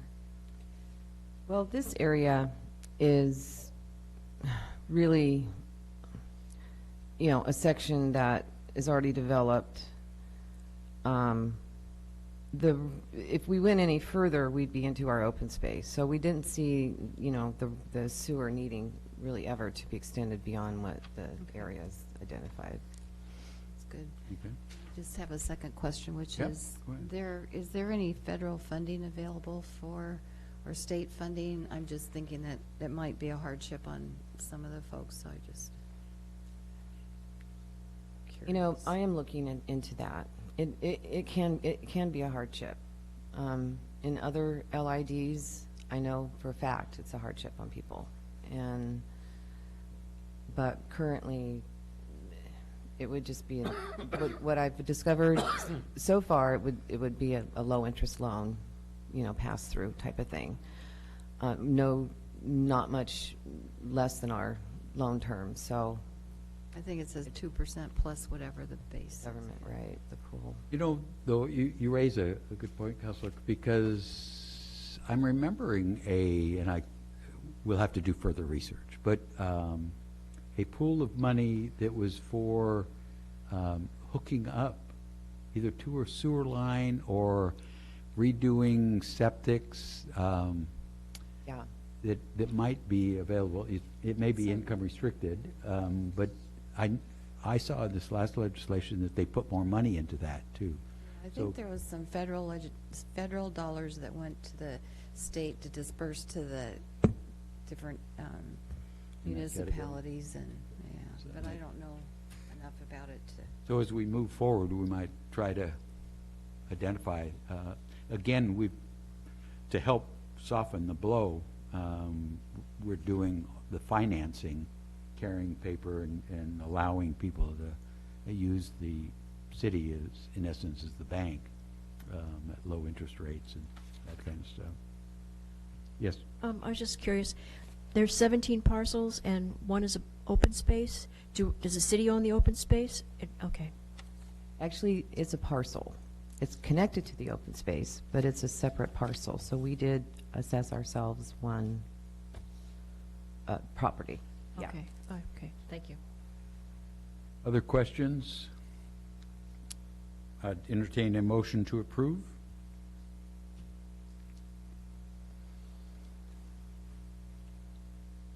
Mr. Mayor, Yes. I would like to move to approve resolution number 2019-26 that would establish the formation of the Southwest Bard Road Sewer Local Improvement District. Second. We have a motion to approve with a second. Any further discussion? Roll call, please. Mark? Yes. Parsons? Yes. Anderson? Yes. Casper? Yes. Hinton? Yes. Hoagland? Yes. And Coos? Yes. Motion carries. And we have a motion number 2019-24, resolution of the City of Lincoln City establishing a certificate of records authorized to be destroyed in compliance with ordinance number 2019-35. Your Honor, Counsel, rather than include a form in the code, we took the form out of the code and simply said that the council may by resolution approve a standard form. So we accomplished that with a reference to ordinance 2019-35. This is the form we're asking you to approve by resolution. It's to formalize our process to destroy records in accordance with the Oregon administrative rules. And isn't this the one where we took the mayor off the list? Yes. Yes, thank you. If I had to do it over again, I'd have taken myself off. All right. Any questions? Entertain, Motion to approve the form? to approve the motion? Or Resolution, I'm right, sorry. right, sorry. Yeah. We have a motion to approve with a second. Any discussion? Roll call, please. Parsons? Aye. Anderson? Yes. Casper? Yes. Hinton? Yes. Hoagland? Coos? Yes. And Mark? Yes. Motion carries. Great. Thank you all. City manager, under special orders of business.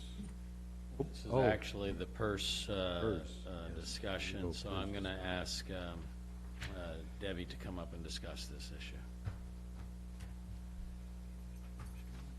I'm sorry, I got listed as city manager communication. It really is the PERS Employer Incentive Fund discussion.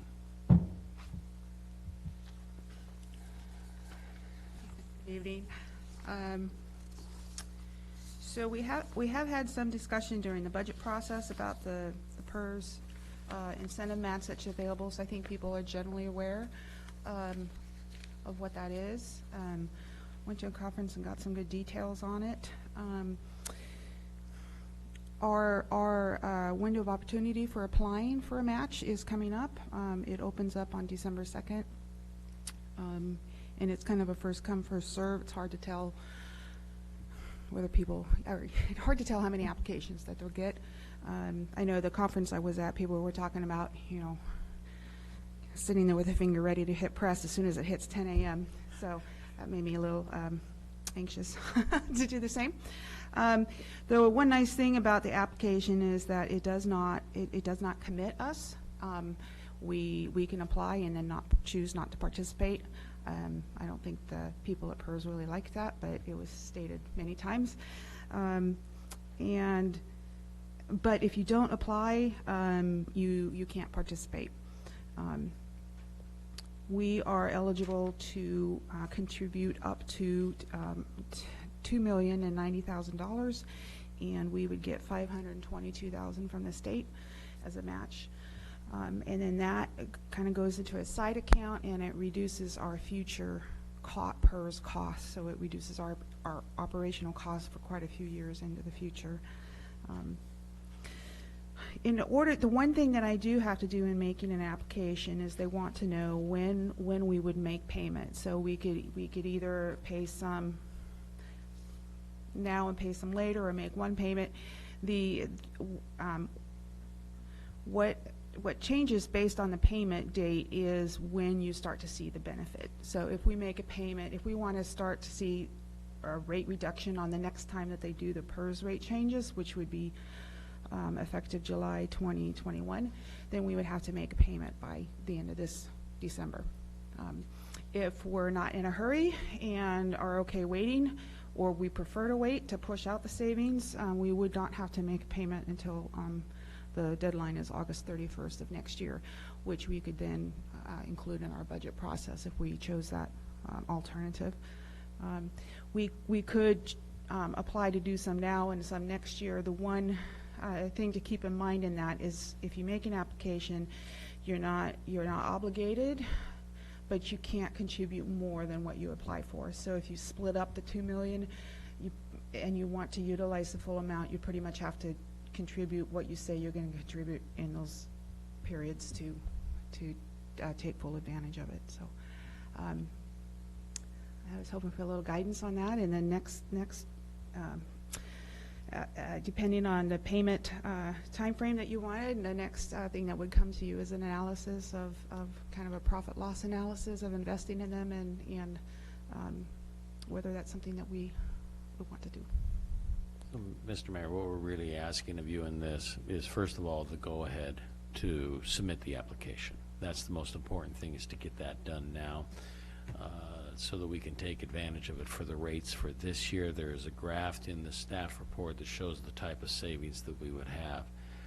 As you know, there are, and as we have discussed, there are several projects that are out there that could affect this year's budget, that would require a budget hearing to change, and then there are also some that will affect next year's budget. In the analysis that Debbie is talking about would also include where these funds would come from. Because all of our employees are split up between multiple funds, no one fund would bear the full burden of this. So part of the analysis would come back to show you how it would affect each of the different funds. And included with that would be we'd start with $0 to $2 million, and then you'd see some steps in between to give you an idea of how it would affect each of those funds. And I guess the real thing is that if you say yes, we'll get the application in, then that will also give you the opportunity to look at it in comparison with these other projects that are out there that you have before you. So I'm trying to, I think we, as council, agreed earlier, though not necessarily official, that there was very worthwhile pursuing. I guess, so me, I'm still interested in the pursuit. And finally, we got the state playing. But if we say yes, go ahead, you indicated we're not committed, but yet you need to know or make a decision. We need to make a decision on how we want to play, or does that come down the road? We just need to make a decision what time frame we would pay if we did participate. Would we pay now by December 31st, or would we pay next year? But and that's what I said. So I go back, Ron, and sorry, but in order to make that decision, don't we need to know what it's doing to the ending balances, where the money's coming from, and the savings in essence by putting some money up front and getting our match or so from the state, we're reducing our budgeted future costs, right? Not granted that the gap closes, but we're concerned about the annual flow of cash, correct? The budget? Yeah, and I think if there was a hurry and a push that we want to do this right now, that's I think where it comes most into play, because then we have to make a payment like really quick or within the next month. By the end of December. Yeah, by the end of December. And that's a lot of analysis to get through by then. So if there's not a hurry, but we just want to reserve the money, if we decide to do that, then we could just say, hey, yeah, we're going to talk about it. And if we do it, we would make the contribution next year. And that would be sufficient to. Or you can say some this year and some next year. Well, but then you're back to that having to do it by December 31st. Sure. You wouldn't, that's not a lot of time to do the type of analysis you're looking for. I Go ahead. What's your recommendation? She wants $500,000. No, I'm Just for this issue alone, I would probably do it next calendar year, just because it gives us time and it puts it in the process with all the other projects. So long as we still have some money next year to do it with. It would be my only comment on that. So you said it was first come, first served, the pool of money. Is that in order of who applies, or? Yes. So if we apply now, our spot is held Right. within that pool of money, as long Right. as we. And I think I heard somewhere that, so if we say that we're going to do 2 million, we don't have to do 2 million, correct? Correct, you don't have to do any at all. Mr. Mayor? We're gonna do 2 million, just. Which, yeah, I mean, it's a bit odd because it makes it, they're gonna get a lot of applications that don't come through, and so Yeah. they're gonna have an waiting inefficient list, right. allocation of the funds. The other thing to consider, that they brought up was, this is kind of unique, I think, for the legislature to offer all this money, and if they don't get any response back, they're gonna, well, I guess cities aren't concerned about the PERS costs, are they? So, Exactly. so there is that to consider too. but- Mr. Mayor, So, Yep. there is one really important thing that Debbie said that I want to mention. And one of the reasons why I feel a little bit strongly that you ought to make a commitment for some of it this year is that it is very easy to push things down the road, but you have a lot of projects for next year. And if you push it down the road, you may not get it done. And so it's kind of like strike when the iron is hot kind of a thing. And so I think there is some advantage to looking at least a portion of it for this year. so, Oh, so what? So if we put $500,000 down in December, and we still don't have to pay the full, say we're only going to pay $105 million, we're not obligated to pay it. Does it have to be paid then by August? So if we wanted to split it like that, I would actually make 2 separate applications. I would make Okay. one application that we would make payment by December for whatever amount, and then I make a second application. So they would have a separate binding, or neither of them would be binding. And if you choose to do this one's not binding because it's a separate application. So you need an application for each amount of money you're going to Right. submit. For each time period. And then the second one, that's the end of it until there's a waiting list or something like that? But you weren't going to make 2 applications for the $2 million, though. No, the two Right. applications in total couldn't be more than just the 2 million. So like you could do 500, we're gonna pay 500,000 in December. Yeah. And then if we choose to contribute more, we would do 1.5 the next year, or none. we want to reserve the Or option none. of doing Or none. that. I mean, Right. Or none, by doing the 2, that, right. the only reason you'd be doing one immediately is because we know we're going to do that. And we want to see Take it- this, we don't want to wait until 2023, Right. To see the 24 benefit. fiscal year to Right. actually start seeing some benefits. So we could do that, and we know what could easily, that number, it'd be the other $1.5 million in your example, that our analysis might say, well, gee, you only want to do $1 million of it, or 750,000 or something. So that would be the reason to have the 2 applications. Yes. Yeah. Okay. Mr. Mayor, would you do the 2 applications at the same time? I would do one and then fill out the next one and do that, yeah. They're doing the applications through Monkey Survey, which I thought was kind of That's weird. what I heard. So you're going to be ready to push the button? Well, I'll be ready to push the button and start, I'll have all the answers, here ready, so I can just fill it out and quick as I can and submit it, yeah. Based on your Okay. staff report, I guess I was surprised at the little use of the, what would be the correct word? The The city. applications they've received so So far far, only in the first group. 15,000? I was too, and I think that's why the whole comments about, hey, the state legislature's done this for us, and if we don't show interest, what Yeah. does that say? I was too, and in fact, the 15 million number, I got that at the conference was maybe a month ago, and I actually went online to check the current numbers, and it was still at the same amount, so, yeah, I'm kind of surprised by that. One thought I did have was maybe the way that they split the groups into two groups, the first group being you had to have your PERS, your liability had to be so large that it was 200% of payroll. Perhaps that is coming from cities that don't have as much money. Adversely affecting the group, And yeah. so their Could be. liability is higher, and if they don't have as much money, then they don't have money to, because you can't borrow money to participate in this program. It has to be money that you already have. That was my thought. I have no idea if that's true or not, but Sounds good. Good theory. it's a good theory. Sounds good, right? So, See that the savings is about $200,000 a year. in cash flow, In our cash flow, yep. We could do a project with that. You Is could do a that lot off of the- projects with that. That Oh, off the 2 and that's mil? the other thing, that's the other thing to look at it. This is kind of an investment, and we're getting money back, and that will give us money to do projects in the future. And that's kind of why I like it, because it's going to help us contain our costs in the future, and I think that's going to be a real issue in the future. Too.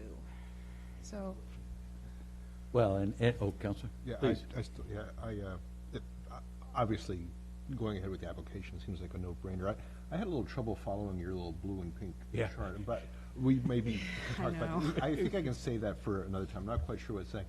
But if we would hypothetically, we did the application and then we hemmed and hawed and did not, or we just did $500,000 this year and didn't do the other, would our unfunded liability, that total sum, would that grow over time? Or is that sort of locked in? so this doesn't, it's kind of like making a higher payment on your credit card than your minimum balance. So Yeah, paying down the principal. right, paying down the principal, so. The principal's not going to grow if you don't, okay. But that gap is still gauged on the investment value of the pool. Yes. And that's an up and down. That is one of, thank you for bringing it up, that is one other difference that was brought up, and I forgot to put that in here, is that if we wanted to invest money, we're very limited in what we can invest in, and it's going to be very secure, which in a lot of ways is good, but it also limits how much money we can earn on our money. They have more flexibility, and if they earn more, then that's good, because we're earning more with them than we could earn if we invested it ourselves, but the alternative is also true. The downside. However, if they're going to give us 25%, that will buffer a lot of losses that they might. Right. There's no other investment that we could say, here's a guaranteed 25% return. Yeah, right. And as somebody at the conference stated, even if they lost 25% of your value, I mean, you're still not out any money, so. But isn't that 25% over 10 years? Or is it, It's Up. put in, it's put in at the time that you make your lump sum, and it's put into an account, and then it starts being part of their calculations. I'm not sure so it grows? You put this, say you have $1 million and you get 250,000 back, you put it in an account and it grows on its own? yeah, they invest it. They and invest it. it starts earning interest for you. So you're able to actually earn interest on that money that you give them that you could not if you kept it here. Okay. So the more that you pay early on. Yeah. Okay. Yeah. So, entertain a motion. Just one more question. Oh, real go quick. ahead, I'm sorry. Just one quick one. The money that we put into an account, it's our account, or is it a big pool account? I know it's not going into the, to the existing accounts. They are creating a new side account for it. Okay. Well, yeah, I mean, they calculate the earnings and expense by city, so.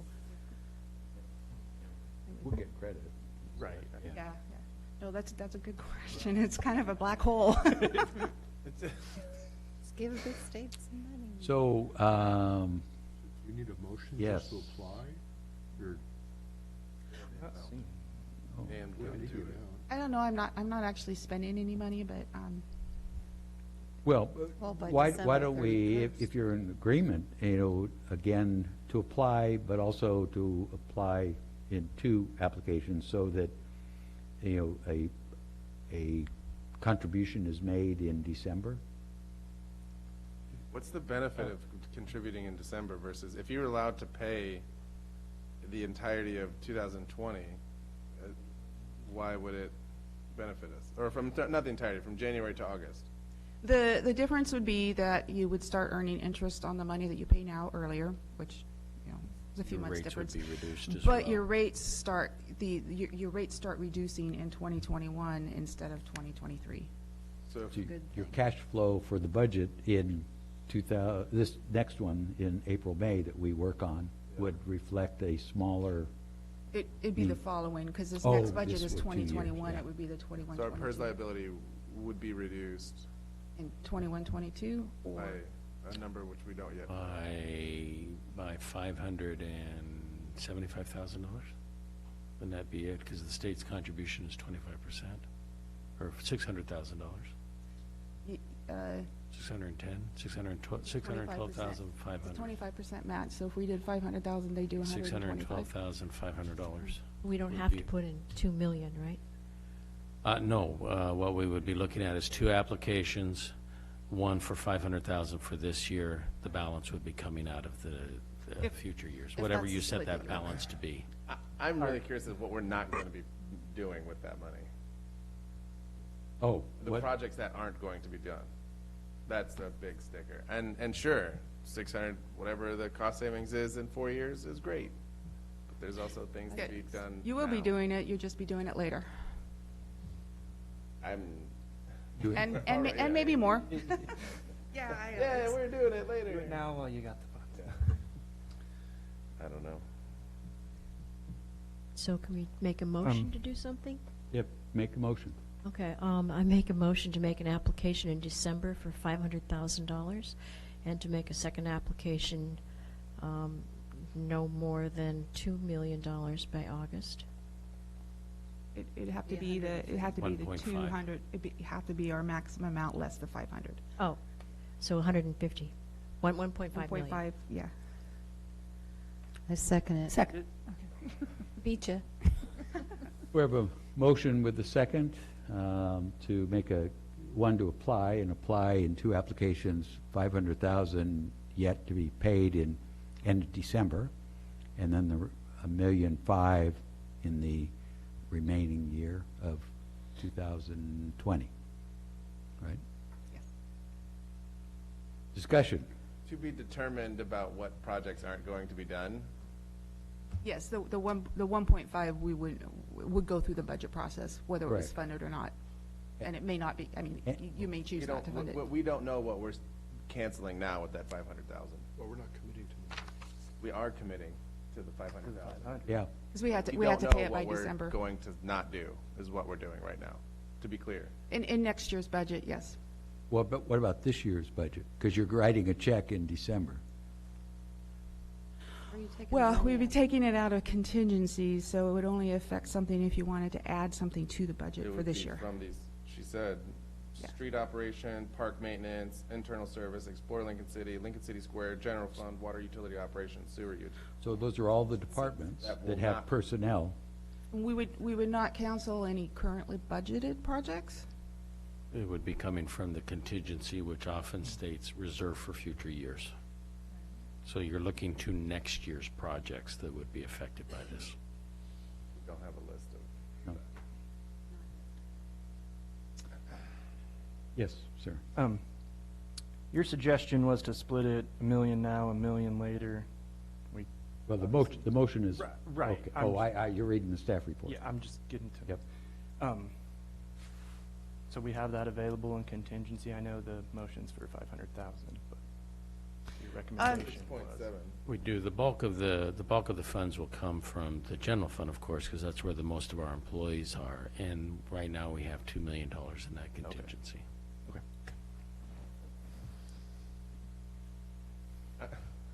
I'm just What? not comfortable with saying no to future projects. I hear the benefit, but I'm just not comfortable with it. Sorry. Without knowing what we're not going to be doing. One way of looking at this is that this PERS unfunded liability is a debt that we have Right. currently. Sure. I mean, if we said right now, we're no longer going to contribute to retirement accounts for anybody, that debt is still there. So it's like this credit card debt that you've got. You don't have to pay it now, but, and you, I mean, you can make minimum payments or some other level, but it's a debt that you have now, and so I liken it to my own personal dilemma is I want to go on vacation, but I got a credit card debt. And that's hard, you know? Right. This is basically saving us interest in the long run. Is that with your analogy? Yeah, that's a good way to say it. Well, actually, you're getting state It money. means maybe in a couple years I can go on a nicer vacation if I was frugal now. And, But and the mayor's statement is also correct, that it's also 25% of it gets paid by the state. Right. yeah, and it's kind Additional of like a 25%. 0% interest. Yeah. Oh, is that what you said? It's Yeah. not often you get your own tax dollars that you paid to the state back to Lena City, so this would be one of them. If it weren't for that match, I would not really be personally would Yeah, not be that there's no interested in it. incentive. It's Okay, roll call?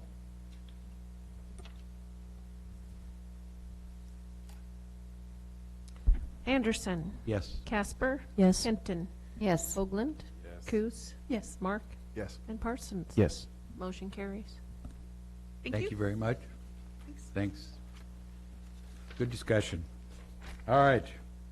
Let's go to water main replacement, Southwest Beach. Stephanie wants to go home. Oh. Do we do Spyglass? Spyglass? What are we, this is number 11. Oh, I'm sorry, I jumped ahead. Spyglass wastewater pump station upgrade design. It's still Stephanie. So, in this year's budget, we asked for $200,000 to upgrade a Spyglass pump station, dubbed Spyglass Pump Station. It's a relatively small pump station, however, it's, as all of them are, very important. It serves the high school and the neighborhood. A few months ago, we went out to the pool of consultants and asked for requests for proposals or requests for qualifications. And we, through those qualifications, if you recall, we had short lists on each of the categories of our projects that we're going to do. So for sanitary pump station category, we had 3 consultants selected. We went with we're recommending we give this contract to HBH, and again, this is just for the design of the pump station. We're recommending it goes to HBH. The reason we're coming to you tonight to ask for approval is the city manager's limit on professional services is $50,000, and their estimate for work is $61,990. That includes design and some construction management. So, guess we are again asking for approval to award the design contract to HBH Consulting. Stephanie, the budget item of 200,000 that was in the budget, was it anticipated that we'd move further along? Do you think? No. Oh.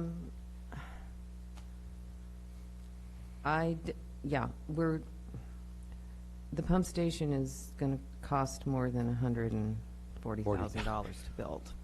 Well, So we'll have to look at that. Once we get the design, we'll know. We'll have a good idea exactly of what it'll cost. So in essence, the 200 was to include design and the pump station. Okay. I was surprised at the small amount, but it's okay. All right. We'll get up through the design anyway. Questions of Stephanie? I have one. Please. I don't even know whether I should ask this or not, but as we have many pump stations, could there be benefit in adding a training piece to the contract so the city could take responsibility for construction management of the project, or is it complicated enough that that wouldn't be a good idea? Well, I mentioned construction management, but the staff will do most of the monitoring on a daily basis.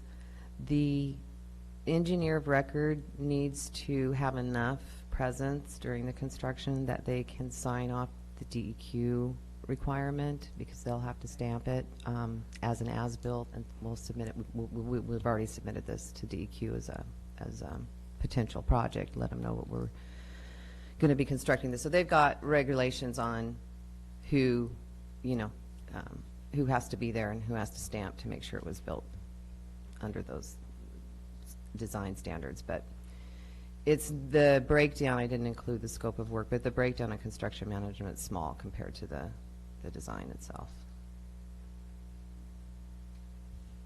Other questions?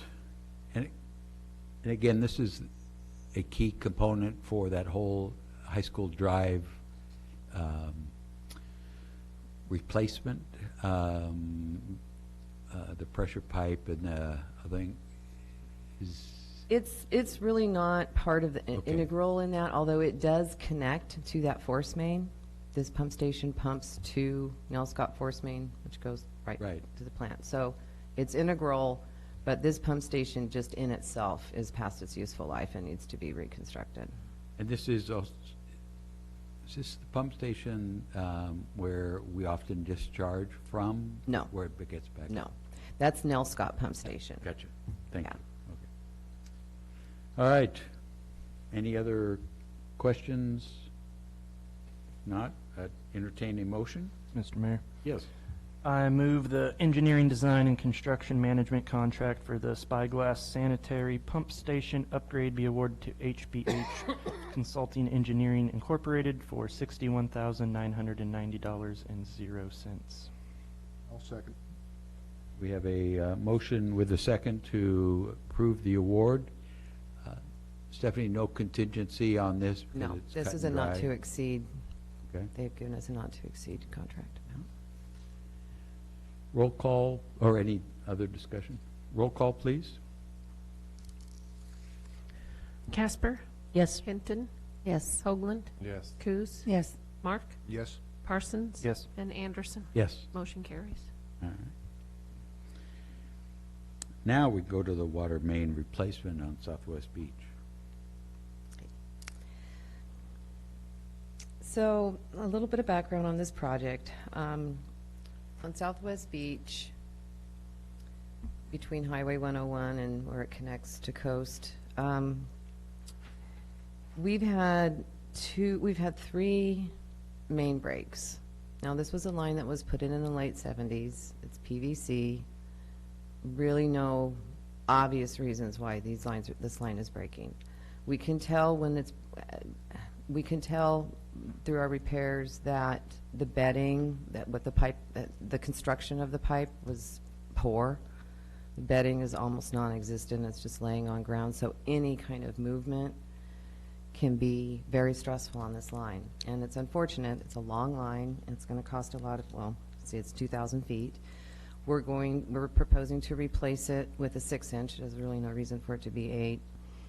And reconnect the 51 water services.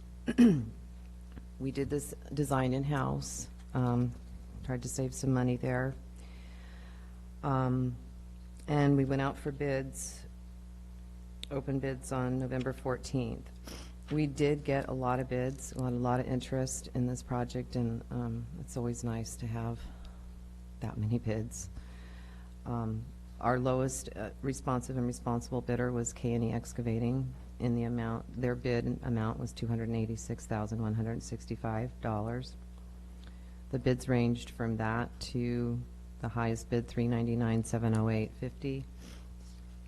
I think our engineer's estimate was right in the middle somewhere. So we are asking to award the construction contract to K&E Excavating in the bid amount plus a contingency of 10% for a total award of $314,781. Mr. Mayor? Yes. One of the keys in this is that this was not a scheduled project. It was in our on our long-term capital project, but was not one towards the top of the list. So we're proposing that the funding for this come out of the future water reserves for future years. We currently have $986,000 in that. So essentially what will happen, and this is on packet page 97, what you'll see is that the northeast yacht and northeast 32nd to 30th would be pushed back and reassessed when we get into next year's budget. So it's not affecting any projects for this year, but it will affect future projects, and we'll either that project gets pushed back or we'll reassess where that sits in as we look at next year's capital improvements. And the remaining 64.6 would just come from capital reserves? Yes. So, I personally appreciate this kind of answer. What are the questions, Councilor Hoagland? What projects, are we giving up on or delaying? And this answers that. That's helpful. Questions? Mr. Mayor? Yes. I'd like to move to award the construction contract for the Southwest Beach Avenue Water Main Replacement Project, K&E Excavating Incorporated, in the amount of $286,165 with a construction contingency of $28,616 for a total award amount of $314,781. Second. We have a motion and a second to approve the award. Any?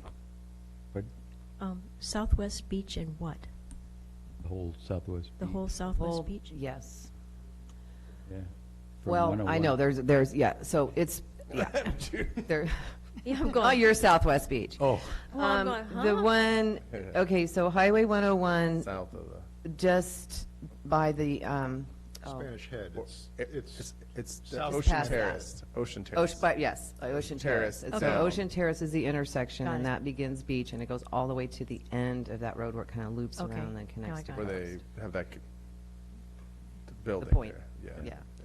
and we have had a massive early break a number of years ago, the water one that, And we were litigating. what was it, Christmas Eve or something? Mhm. Yeah. All three have been costly in wintertime, and, yeah, they've caused a lot of problems. Do we have a motion for approval with a second? No more discussion? Roll call, please. Hoagland. Yes. Coos. Yes. Mark. Yes. Parsons. Yes. Anderson. Yes, Casper. Yes. And Hinton. Yes. Motion carries. thank you. All right, now we can go to city manager reports. Just a reminder, we do have a work meeting that is scheduled for next Monday at 9 a.m. And we will be talking about fire, 4th of July, and a possible excise tax and a possible gas tax. And then 9 a.m. is for Councilor Hinton? Yes, To for make me. sure she has her coffee before she comes? Yes, Yes, it's a sir. good idea. Thank you. Very much. Is that it, Ron? Yes. Mr. Apichello? I do not have anything. Zip. Luba, updates? Well, we didn't file a brief, therefore we cannot attend oral argument. The petitioner let his attorney go and filed a petition on his own. They sent him a notice telling him everything he did wrong today, so he has to fix it, but we are not participating. Okay. All right, thank you both. This would be the time then, any kind of actions from executive session or public comments you want to take or direct? Well, okay. Okay. I will. All right. Okay, I'd like to make a motion, and this is regarding property that we discussed in executive session, to direct the city manager to assess and decide whether or not to perform a level 2 environmental assessment, and also to get a title report. Actually, the there is a title report. Oh, We there have is. 10 days, business days to To respond respond to and it. decide if there's anything we don't like about it. Thank you. And I've already sent my comments to Ron. Thank you. So, You have 10 days or less. few left. Tomorrow. Second. So there's a motion with a second to direct staff, Ron, to respond. Basically, regarding- you're delegating to Ron to make the decision on the title report objections and the environmental assessment. Any further questions? All those in favor, say, Yeah. I was thought that we were going to do the phase 2, but now so I'm different on that. Well, the motion that's on the floor is just to delegate that decision to Ron. If you, as a council, would like to make that decision, you can talk about it now, make a different motion. I just thought it might be easier to delegate to Ron, since that was the kind of the framework we were working on. But if you want to, That's what I Yeah, assumed was that Ron was going to check out a few things and make a But- determination based on what he found out. I can vote no. well, no, I would, and that's fine, but what I would prefer to do, as we would, to hear, why something different, if you Because can. of that was already, right now, you want me to say why? Yeah, Well- I mean, if we're going to vote no, well, without disclosing Yeah. the confidential I'm not good material, at that. I'm just- I would, Let's just make it clear. I think I was the dude who said what you weren't supposed to say.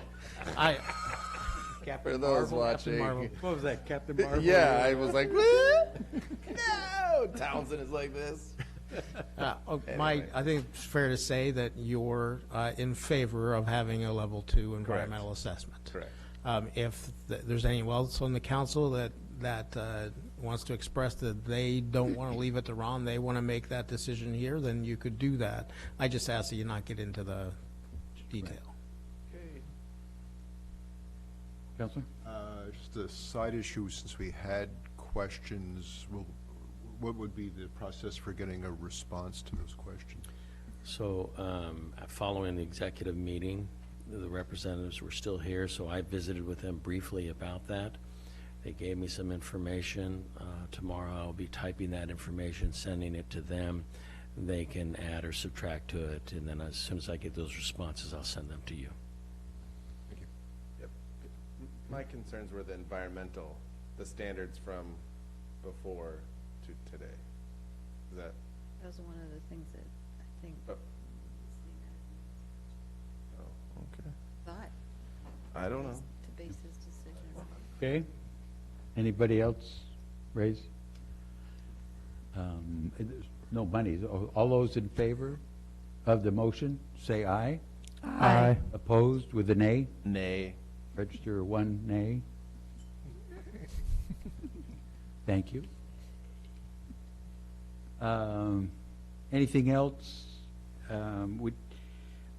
We did have comments on the parking, having to do with shoreline condos. I guess, Ron, is there a way, again, unfortunately, we can't have the back and forth discussion, but that staff could weigh in because, I've got personally numerous questions on, why there aren't, why a project doesn't have its own parking spaces, and so just to bring us up, but maybe Sure. look at that and come back with suggestions if we need to. Sure, and as a matter of fact, a little bit of explanation on how this process worked.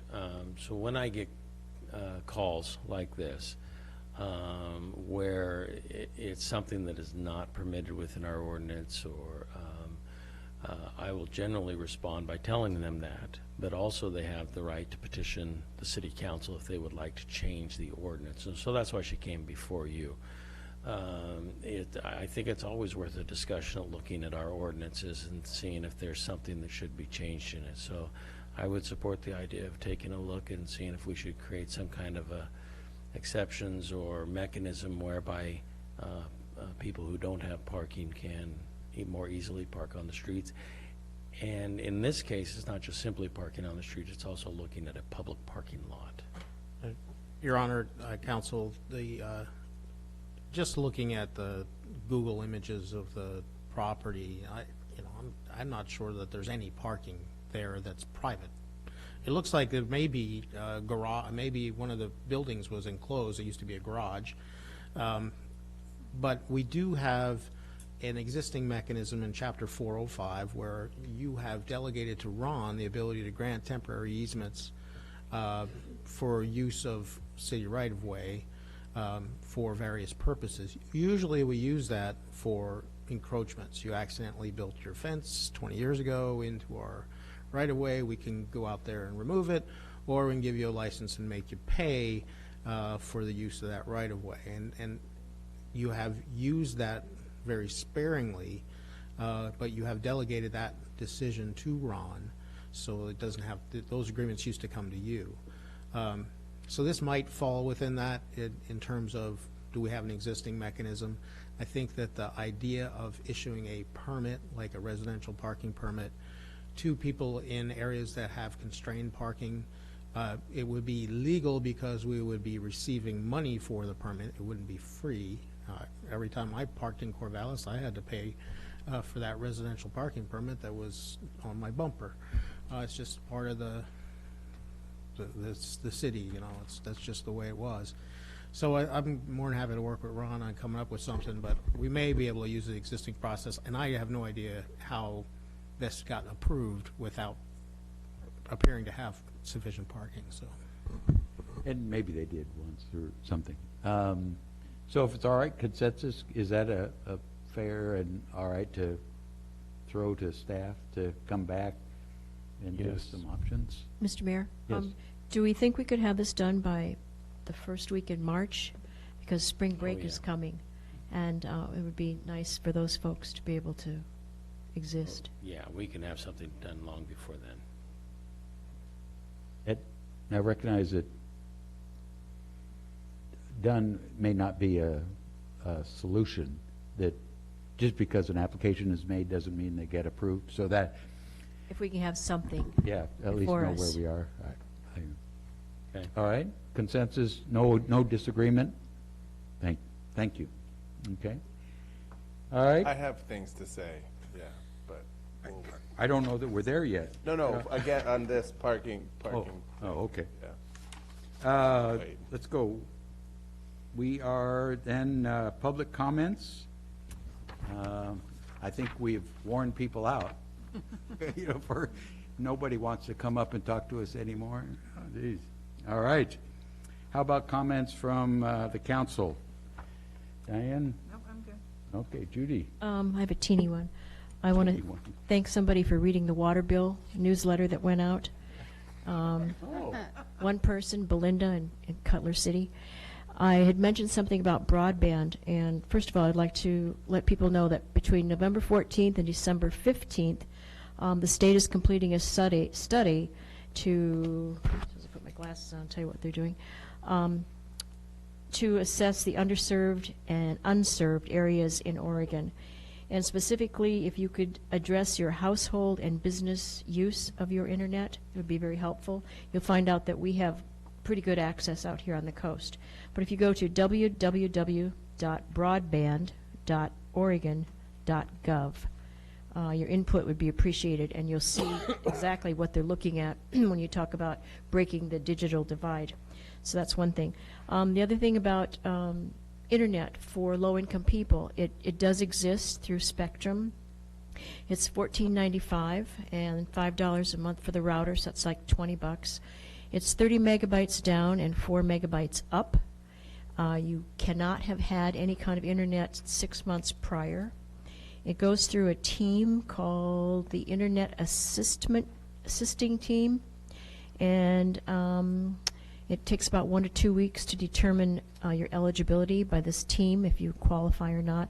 It's based on your income and your location and your address. So that is an option that does exist, and she called me back, and she said they came out the next day. So I thought that was very interesting. I do have a phone number, and just like you read the the water bill. If you want the number, please give me a call. Thank you. Or see Spectrum. Counselor? Let's see how to put this. Sometimes it's frustrating doing a lot of work and then it not going anywhere, so I just wanted to say thanks to Mr. Apichello for the work he did do on this ordinance we let die. Thank you. Oh, that was tough. Counselor? Okay, I have a couple things. One thing is that a few of us counselors attended the League of Oregon City Small Cities meeting in Toledo. And the focus of that discussion was a presentation by our own Ken Murphy. He's our city's emergency preparedness coordinator. And that was, as I was watching people, it seemed to be pretty interesting to most folks. His focus was on how we can coordinate regionally, and first of all, what is our region? Is it the county? Is it something different? So he asked a lot of questions of us to get us thinking, and so we'll have to follow that up somehow. And there wasn't a suggestion of how we should, but so we'll just have to keep remembering that. And then I was just kind of curious because pretty soon it'll be budget season. So I was just kind of interested about where we are in that with our council priorities thrown in, and not to put you on the spot tonight, but maybe in the future, could we just see where we are with our priorities? And just last week, we put together the budget calendar. There was one thing I added into that Debbie's putting back into, and that is a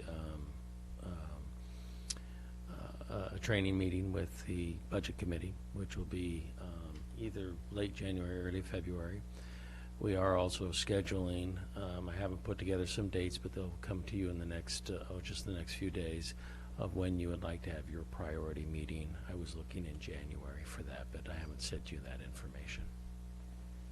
And I was curious about where we are for our priorities for this last year. I mean, just. Oh, just an update on it? Have we made some progress? I know a couple of things Yes, we have. I'll Not send to put you on the spot. I will, how about if I include that in a report to you this week on where we stand with all of the projects? Super. Thank you. Counselor Mark? Well, I did have something come up on December 2nd. I need to be in Eugene by about 1:30 at the latest, so I'm going to have to come to half the meeting. Absent myself, sorry. That's good. You'll be able to spend some time. Of course. Good. Call you. Oh, I could Skype on the way. Yeah.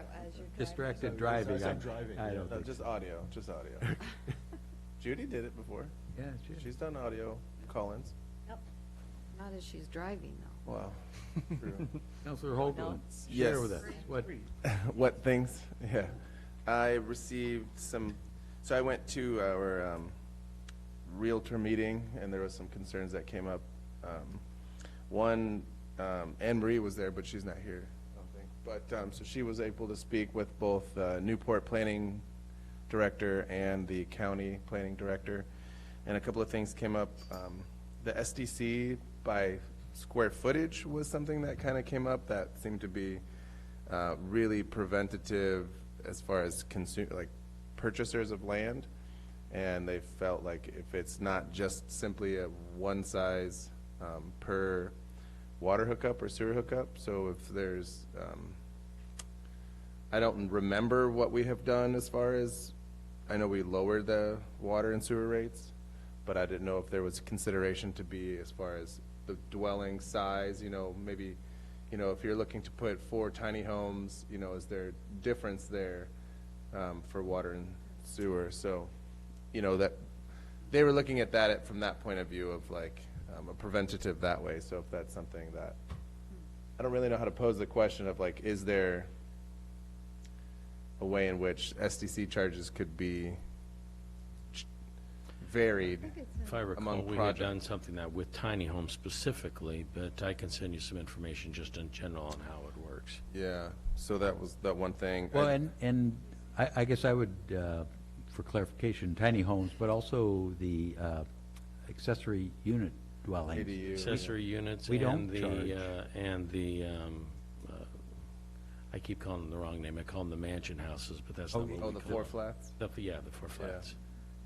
So there's There's some- some, you know, the other, and you should see it, because I know I've seen a list of other communities on the coast where we rank in system development charges, and you have nothing to be Sure. embarrassed about. No, I'm not embarrassed. Look at my face.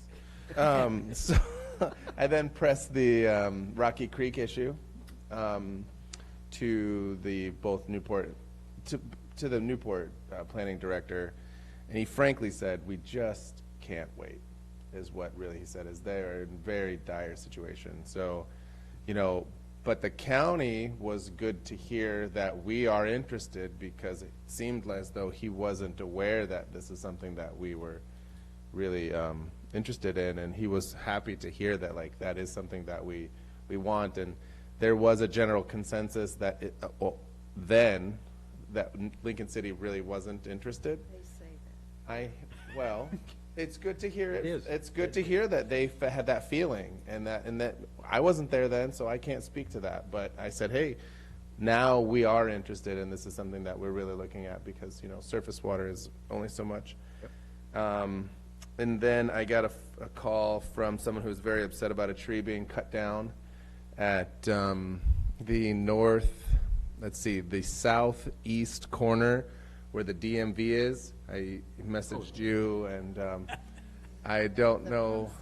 Gotten calls on that too. Yeah, and I Pump I station? took the call, and I said, hey, you know, I hear you that you called everybody, and appreciate that, and we'll find out of who it is and how it got cut down and what the stipulations are for that. I think they're referring to the pump station, so that would be city property. It is. Right, I It was had no knowledge, and I said, I have no idea, so I just want to, You got to get out more and drive around, Counselor, and see I these just fell kind off of a things. roof, man. Hurts.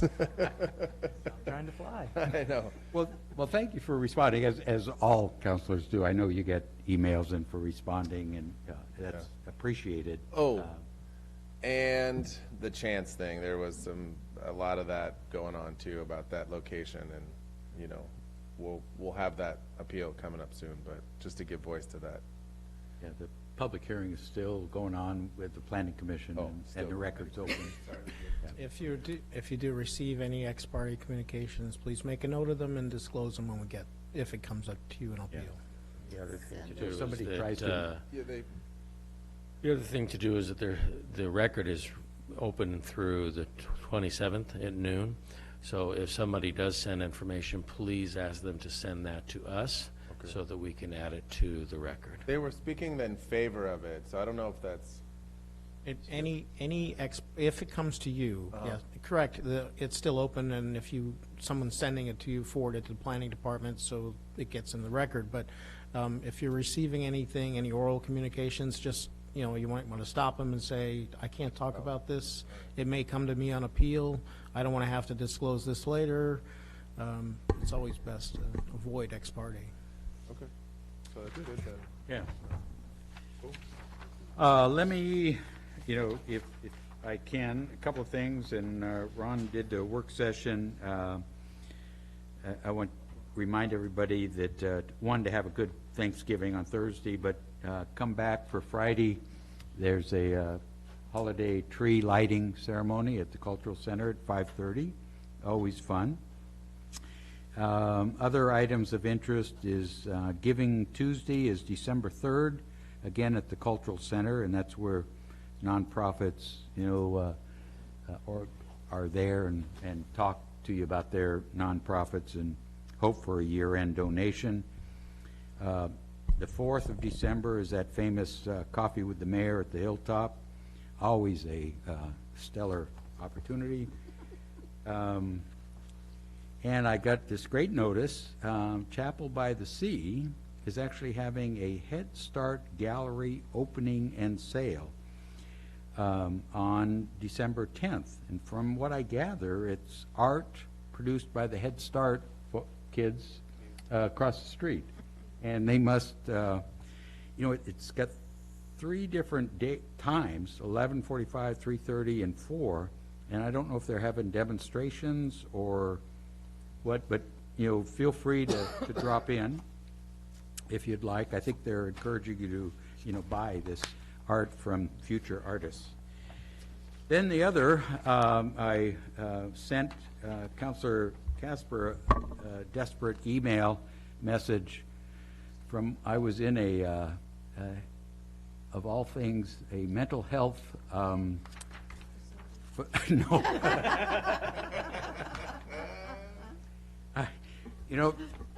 I'm looking for what it's called. The county does a community health assessment. And out of that comes areas of concern. Mental health was right at the top of the list. They do subcommittees down and start analyzing, what's doing right, what's doing wrong. I got to tell you, and they've moved around this county. So when I noticed that they were having a meeting in Lincoln City, that's why I chose to attend. I was the only one from Lincoln City there.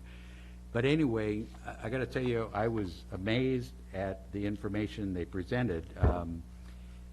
And it just proved to me how ill-informed we are as individuals of what really resources are out there. And so I took the opportunity to share with that, because they were creating this list of our successes, and really they were the resources, which I asked them to scratch out the successes because they didn't give me any data, but just seeing the long list of resources for mental illness, touching, assessment, counseling, and certainly that needs to be centralized somehow to shared, because it's, but I couldn't convince Judy to come and rescue me. I had to sit there for 2 hours and listen.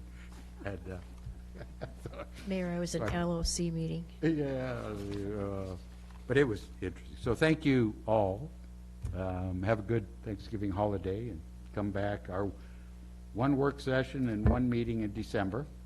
We can finish the year out strong, the calendar year. Pick a field trip. Did that work out? Was that December 10th? The villages? Yes. We got our doodle back, and I don't think anything worked with anybody. I thought there were several that could do it on the 10th. I think it was the 10th. I think we were all available on the 10th except for Counselor Coos, and I offered to. Oh, you're not going to be there? We get the police side by side to drive us up there. So who is available then? Yes, at 9 a.m. I'm sorry, I forgot to mention that. The Villages field trip at 9 a.m. And we'll have, if you'll arrive here, on the 10th? We'll have transportation. I think there were 4 of you that said you could be able to attend. 9 a.m. on the 10th? Uh-huh. Okay. I do have it on my calendar, so it must have come through. Oh, so do I. Look at that. Okay? Who knew? Should we call it a night? Thank you. I might be there. He'll be waiting up top. Yeah. Wave down. I'll be up at there, I'll be up on the knoll. Yeah, I'll sleep there the night before. Mics are off.